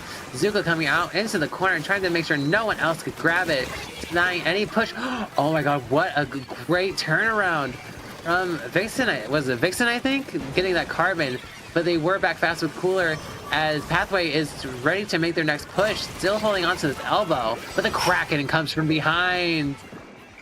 Out of nowhere, Red Shell with the Kraken shuts down that push here as Duck Motif's doing their best to make sure they can maintain as much control of this game as they can. They have 1 point remaining on their side. They don't need to actually go on any offensive here unless they really absolutely want to. It looks like they at least want to bring this Rainmaker at least a little bit further, try and minimize the risk potential here from having that Rainmaker so close to the final checkpoint, and Pathway is trying to keep up with this.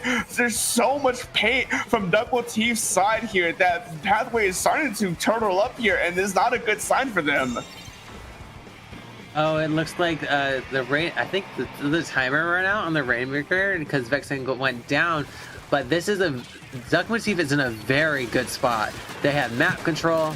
They have even numbers. Oh, as I say, that 2 go down. They're setting up great for the end game. As now that Mondi's picked up, they might not have a chance to put it back down, meaning a shortened overtime time, meaning no more bomb pressure right now, as is a 3v3. Once again, the Kraken coming out, trying to get a quick little pick, as Mondi is just weaving in between bombs, trying to... Oh, but they go down to the decap, resetting that timer. But now Pathway has to be able to pick up and knock out, which is incredibly hard to do, as it's 2-2 Bonkers on the checkpoint, getting 1. They have to get the pop. They're not able to get it. There's 2 seconds left. And it's game 2 going to Duck Motif workers. an unfortunate scenario there for Pathway. Things were starting to look a little bit good and a little bit on their side there. But Duck Motif, once they got that 1 point remaining on their side, they just played this stalling game as best they can. They didn't play too aggressively, even though their team has so far been known to be very much on the offensive side of things here, and just played their cards right, played it slow and played it steady, and just let the timer do the most of the work for them. You know, once you're at one, what reason do you have to push, especially with how hard it is to get a knockout on this map? I was kind of thinking that when Duck Motif had the Rainmaker for that last time, I thought they were going to stall it or bring it back to their base, but them dropping it, giving Pathway they wanted that KO. I could tell that they wanted that KO so bad, but them dropping it gave Pathway that light of hope that they were looking for. But even though they gave them that light, it was so quickly taken away. As Duck Motif was just their lead was too strong. Yeah, and now sitting at match point here, we're moving on to Clan Blitz Umami Ruins for game number 4 from Duck Motifactory Workers versus Pathway. This is Pathway's last chance to try and win this game so they can potentially win back their title again for this SOS. And as we're waiting here, we just got word from our 3rd place match here, Repitition versus Kicked Out. During the entirety of this set here, they have been playing their own set to try and determine 3rd place, and it seems that Repitition 3-0 kicked out in the 3rd place match here. So a huge congratulations for Repitition for at least making it to 3rd place. Indeed.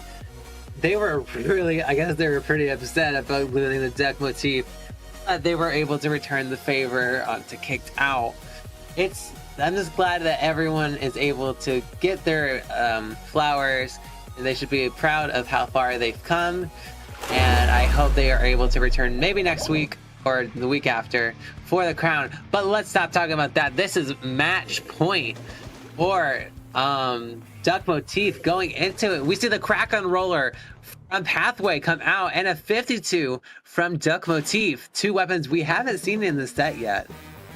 Yeah, a little bit of mix-up here so far in this match point. A very interesting mix-up I want to say here. And Duck Motif already getting that first pick right out the gate before 1-for-1 trade going down for Pathway. It is a bit of a stalemate here. Both of these two teams are just playing a neutral game to see exactly who's going to make that first huge mistake here. Overextending maybe a little bit, that Commentator does, as Pathway instantly punishes it and is looking to move forward with the remainder of this push here. Make that 2 big, but rush out with a Kraken stops that push almost immediately. Junior making a safe jump out, trying to avoid the Kraken, is able to, and ends up punishing it to going down on Duck Motif Workers with a ball of their own before getting taken down 2 down themselves. It is just the Junior left alive, but it is still 2-2 because Bonk was able to just stay in mid, and now we're back in a stalemate as Pathway seems to want to claim this first push. A minute in, no score yet, as it is quite difficult on Clam. It's 52 trying to contest. Mondi is able to get them off, but specials are ready on both sides. Seeing a lot of them pop. Retro getting through, getting taken down by the Kraken. A nice double from Bonk as we try to get some points moving on this board. Both the balls are bouncing around. Yeah, this is a very dicey situation for Pathway. That both teams have been slowly building up their advantage, slowly building up their pushing power, and now with right under their own clan basket, they just need that 1 power clan to break it wide open so they can start collecting and catching in their points here. But Pathway is at the ready to try and stop this using by any means necessary here, and it seems that no one else from Duck Motif is collecting clams, at least not for a long while. They lost a lot of time there for potential points here, but it seems that they're finally able to at least cash on a few additional points here, take down to 59 points remaining before 2 goes down. I feel like that could have been a much wider lead if we saw more clams moving in. Indeed, getting a just under 50, just under 60, meaning 2 power clams and 1 little clam for Pathway to get the lead. But the Junior does go down. It does not seem like Duck Motif is quite ready to give off their hold in mid, as they're just building clams and specials, getting ready for another push as they have a pity clam of their own. on, and with this game halfway over already, pressure starting to build up on Pathway. They've been struggling to hold mid so far, and Duck Motif, their pressures have been outstanding, just keeping Pathway down over and over again. And even though one's down for Duck Motif, Pathway tries to go in and moves in to try and punish it, but no, they immediately get punished in return with 2 down for Pathway. Duck Motif is going to be moving in fast to get that power clam into the clam basket here, and now they're looking to try and extend their lead even further. Not to mention that we also have a bubble on the field, meaning we can guarantee safety to teammates. Chop getting a nice pick onto the junior, stalling out these pity clans, meaning there's not going to be an overtime unless they still have their original pity clan, but it's going to be even, they have less economy to work with, as Duck Motif is just consistently putting up pressure in mid, not allowing Pathway to move. Yeah, I mean, honestly, with this weapon lineup, it's kind of hard to try and break through this line from Duck Motif. Pathway doesn't really have the specials to break through the defense here, and we see Duck Motif once again pushing up against Pathway, trying to make sure they can keep them down for as long as they can. To jump in with the power climb means that they get a nice cash in of 20 points, and with only 14 points remaining, they can absolutely knock this game out here if they play their cards right. Unfortunately, Chop does not get the chop they need to survive there, and he gets put on the chopping block from Pathway as they recover that, and now are trying to make sure they can retake mid at least from the opening. But Red Shell comes in, takes 2, that's a wipeout, and they're moving in fast with the power clamp at the ready, formed almost instantly, making that a knockout. 3-1 in favor of Duck Motif as they take the grand finals. Duck Motif able to dethrone last week's winners with the rush of momentum underneath them. They were able to, it happened so fast. The economy was just right for them to get that counter right down to 0, giving Pathway no chance to breathe. I'm astonished. I am amazed. And I'm really glad we don't have to watch Splat Zone's Robo, because that's kind of, I don't like it. I mean, what can be said from that game? Duck Motif, for the majority of that game, was in control. Pathway was struggling to keep up, especially towards the mid to late game there. And just in an instant, Duck Motif got that wipeout. It was able to close the game right then and there, not letting any second of recollection or reconsideration on Pathway what could have been done better there, as they're able to close out that fourth game in this set, crowning them as their champions for SOS 195. Man, oh man, what a performance Duck Motif put on. Yes, oh my god, I love that an Octobrush won. No bias, I promise. but we can't discredit Pathway. They also put up an amazing fight. They were able to take a game. They had a good amount of control throughout. They were just kept getting rushed down by Duck Motif, and they just did not give up any space or any room for error. Yeah, I mean, it's an incredible thing to see. Pathway tried their best to keep up with Duck Motif, but it seems to be too much at the end of it all. And unfortunately, with that last game, we are at the end of it all. What an amazing set, and what an amazing block, and what an amazing run this was today here, folks. And man, oh man, SOS, it just keeps on entertaining. But with that being said and done, we are going to start wrapping up here. Melodic, anything else you want to say or add as we close things out? I love Octobrush, and I think I'm really happy, but I'm really happy for all teams. And this is really fun, and I'm really glad we were able to get out of here before midnight. Woohoo! Where can we find you, Dark? Oh, well, you can find me on most social media websites at SPF Dark, but more often than not, you will hear my voice time and time again against in the various organizations we have here, either here in IPL, Under Pressure, CCAs, Splatoon Tourney. I am literally all over the map. And Melodic, where can they find you? You can find me at MiloQ literally anywhere, because no one has taken my username. And maybe you'll start to see me a little bit more as I want to commentate for even more tournaments like this one and help the community flourish. And I'm really excited for the future ahead. Woo. And with that being said, done, folks, we are wrapped up here tonight. What a beautiful performance once again. Congratulations to the Double Team. Congratulations, Pathway, and congratulations for Repitition for first, second, and third, respectively. But, folks, we are done here for the night. I hope you enjoyed the show, and we'll be wrapping things up here. So have a good night, and we'll see y'all next time. 2 weeks. Bye.